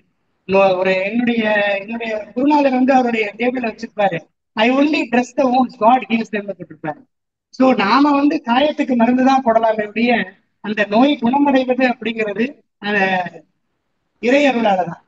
சோ அதனால அந்த நோய் முதல் நாடி அது தணிக்கும் வாய் நாடி, அந்த காரணத்தை தணிக்கக்கூடிய அதுல இன்னொரு நுட்பமான அதாவது வள்ளுவருடைய அற்புதமே என்னன்னா அந்த 7 வார்த்தைக்குள்ள 7 வால்யூம் எழுதலாம். அவ்வளவு ஒரு வார்த்தைக்குள்ளேயும் அவ்வளவு விஷயம் இருக்கும். அது தணிக்கும், அவர் எங்கேயுமே அது தீர்க்கும்னு சொல்லல. நோயர்கள் எல்லாருமே எனக்கு எப்ப என்னுடைய நோய் தீரும்னு கேட்பாங்க. நான் சொல்லுவேன், நோயை தீர்க்க முடிஞ்சா நான் மருத்துவன், நான் வந்து இறைவனாயிடுவேன், நான் சாதாரண மனுஷன் தான், என்னால நோயை தணிக்கத்தான் முடியும். நோயை தீர்ப்பது அப்படிங்கிறது உங்கள் உடல் நலம், உங்கள் மனநலம், உங்கள் இறையருள் சார்ந்தது அப்படின்னு சொல்லுவேன். சோ அப்ப நோய் அது தணிக்கும் வாய், அந்த காரணத்தை தணிக்கக்கூடிய வாய் நாடி, அந்த வழிமுறைகளை நாடி, அந்த கடைசி வார்த்தை தான் ரொம்ப முக்கியமானது, வாய்ப்பு செயல். அது பாரு எவ்வளவு அழகா சொல்றாரு பாருங்க. வாய்ப்பு செயல்னா எல்லாருக்கும் எல்லா மருத்துவ முறைகளும் பொருந்தாது. அது அந்த நோயிற்கு வாய்க்கணும். அந்த அவரால வாங்கக்கூடிய அளவுக்கு அந்த மருந்து இருக்கணும். அவரால பின்பற்றக்கூடிய முறைக்கு அந்த மருத்துவ செயல்முறை இருக்கணும். சோ வாய்ப்பு செயல் இது இவ்வளவு பெரிய விஷயத்த, அதாவது ஒரு மருத்துவர் எப்படி டயக்னோஸ் பண்ணணும், அது காரணத்தை எப்படி கண்டுபிடிக்கணும், அதை எப்படி தணிக்கணும், அந்த வழிமுறைகளை எப்படி கண்டுபிடிக்கணும், அந்த வழிமுறைகளை எப்படி அழகா அந்த நோயருக்கு பொருந்தும்படி அவர் பின்பற்றும்படி எளிமையாக கொடுக்கணும் அப்படிங்கிறது அத்தனையும் ஒரே ஒரு குரல்ல சொல்றாரு. எவ்வளவு பெரிய அற்புதம் பாருங்க. அதாவது நம்ம இந்த புத்தகம் படிச்சாலும் திருக்குறள் படிச்சா போதும். அது மருத்துவரா இருந்தாலும் சரி, பொறியாளராக இருந்தாலும் சரி, வழக்குரைஞரா இருந்தாலும் சரி, ஒரு இலக்கியவாதியா இருந்தாலும் சரி, ஒரு தத்துவவாதியா இருந்தாலும் சரி, ஒரு அரசியல்வாதியா இருந்தாலும் சரி, ஒரு மேலாண்மை வல்லுநரா இருந்தாலும் சரி, யாராக இருந்தாலும் அவருக்கு அதுல விஷயம் இருக்கு. இன்னும் விஷயம் இருந்துகிட்டே இருக்கு. அதனாலதான் இன்னும் நிறைய பேர் உரை எழுதிக்கிட்டே இருக்காங்க. சோ இப்படிப்பட்ட ஒரு களஞ்சியம் நம்மளுடைய தமிழ் மண்ணில் இருக்கு, ஒரு தமிழர் எழுதியிருக்காரு அப்படிங்கும்போது பெரிய ஆச்சரியமா இருந்துச்சு. சோ அதுதான் எனக்கு பெரிய இன்ஸ்பிரேஷனா இருந்துச்சு. சோ மிக்க நன்றி அனைவருக்கும். இங்க வந்திருக்கக்கூடிய இலக்கிய ஆளுமைகள் எல்லாருமே ஒவ்வொருத்தருமே ஒருவருக்கும் ஏதாவது எனக்கு ரொம்ப மகிழ்ச்சியாகவும் நெகிழ்ச்சியாகவும் இருக்கு. சோ மிக்க நன்றி. இது உங்க என்னுடைய என்ன சொல்றது, உங்களுடைய நேரத்தை செலவழிச்சு வந்ததுக்காக நான் கூட மருத்துவர் முழு சுந்தருக்கு நன்றி. முக்கியமாக இப்போ நன்றி நன்றி நானே சொல்லுவேன். இந்த விழா வந்து வழக்கமாக 2 வருடமாக மெட்ராஸ் லைப்ரரியில கொஞ்சம் பெரிய லெவலில் இருக்கு, இன்னும் நிறைய பேர் போட்டு வேண்டியதெல்லாம் பண்ணணும். இந்த தடவை வந்து நேரம் நேரத்தில் இன்னொரு விஷயம், இந்த இடத்தில் நடக்க வேண்டும் என்று ஒரு முனைப்பு இருந்ததுனா இந்த இடத்துல உண்மையிலேயே பண்ணிடணும் சொல்லிட்டு. ஏன்னா இந்த அரங்கத்துல இன்னொரு சிறப்பு இருக்கு, 2 பேர்ட்ட சொன்னீங்க. வாசல் ஒரு துளசி மாடம் இருக்கு போற வழியில, அது வந்து காந்தி அஸ்தி இருக்குது. அது சென்னையில இங்க வச்சிருக்காங்க. அது முக்கியமான இடம், அது மிகவும் புனிதமான இடம். அமுதமான வந்து பெரிய ஃப்ரீடம் ஃபைட்டர், பெரிய சோசியல். அவங்க அந்த இடத்துல நடக்கணும். இந்த இடத்துக்கு தன்னுடைய இந்த நேரத்தை செலவிட வந்து எங்களுடன் வந்து இருந்து இந்த நிகழ்ச்சியை சிறப்புற அமைத்து கொடுத்த உங்கள் அனைவருக்கும், இந்த எங்களுடைய அழைப்பை ஏற்று பரிசு இந்த புத்தகத்தின் இந்த விழாவில் வந்து எழுத்தாளர்களான ரகுநாதன், திரு சொக்கலிங்கம், திரு தேவரன் அவர்களுக்கும், தேவரன் அவருடைய ஏற்றிய சுவாமிநாதன் அவர்களுக்கும், வந்திருந்த நடுவர்களுக்கும் மற்றும் வந்திருந்த அனைத்து அன்பர்களுக்கும் நன்றி கூறி இந்த நிகழ்ச்சியை செய்கிறோம். நன்றி, வணக்கம்.